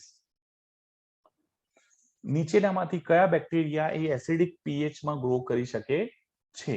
સો એઝ નામ સજેસ્ટ લેક્ટોબેસિલસ, કારણ કે લેક્ટિક એસિડ ની અંદર એ બેઝિકલી વેરી કમ્ફર્ટેબલી ગ્રો કરી શકે છે. The bacteria which require a higher level of carbon dioxide for their growth are known as capnophilic bacteria. આપણે કવર કર્યું હમણાં જ. So it is a capnophilic bacteria. Then low redox potential of a culture medium is required for growth of which bacteria? આનું આપણે anaerobic bacteria is the answer જે આપણે cover કર્યું હતું. Okay, so by this we are ending our session. Thank you very much for patient listening. અને એક વસ્તુ હંમેશા યાદ રાખજો કે જે ક્રક્સ છે એ ક્રક્સ અને એક્ઝામ પર્સપેક્ટિવ થી બધા સેશન હશે. અને પરિવર્તન નર્સિંગ ઇન્સ્ટિટ્યૂટ ની અંદર તમે જ્યારે પણ એનરોલ કરાવશો તો તમારી ફૂલ ફોકસ પ્રિપેરેશન અમે બેઝિકલી તમારી એક્ઝામ પર્સપેક્ટિવ થી કરીશું અને જેના કારણે તમારી પોતે તમારી probability to excel into the particularly exam will be increased. બીજી ખાસ વસ્તુ તમને શેર કરવાની કે બધા subject including Gujarati we are going to cover and with stipulated time. અમારા જે સેશન હશે થ્રુ ધ પોઈન્ટ હશે અને આ બધું મટીરિયલ અમે ફ્રી ઓફ કોસ્ટ અવેલેબલ કરાવીશું.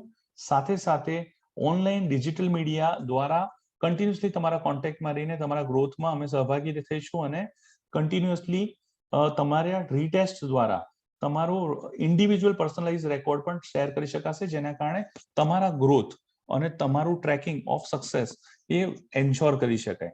સાથે સાથે swastham.com ની મેમ્બરશિપ પણ અમે ફ્રીમાં આપીશું, જેના કારણે તમે unlimited question answer session additional to કે જે અમે ક્લાસરૂમ ટ્રેનિંગ અથવા તો ઓનલાઈન ની અંદર જે ક્વેશ્ચન આન્સર લેવાના છીએ જે બેઝિકલી એ જ રીતે લેવામાં આવશે જે તમે રિયલ એક્ઝામ આપશો એ પ્રમાણે જ એ જ સિલેબસ પ્રમાણે એ જ પ્રકારના ક્વેશ્ચન પેપરથી મલ્ટિપલ એક્ઝામ લેવામાં આવશે, જેના કારણે તમે સરળતાથી આ એક્ઝામના માહોલમાં પોતાની જાતને ઢાળી શકો અને સાથે સાથે એક્સલન્ટ રિઝલ્ટ લાવી શકો, એ પ્રકારે આગળ વધી શકો.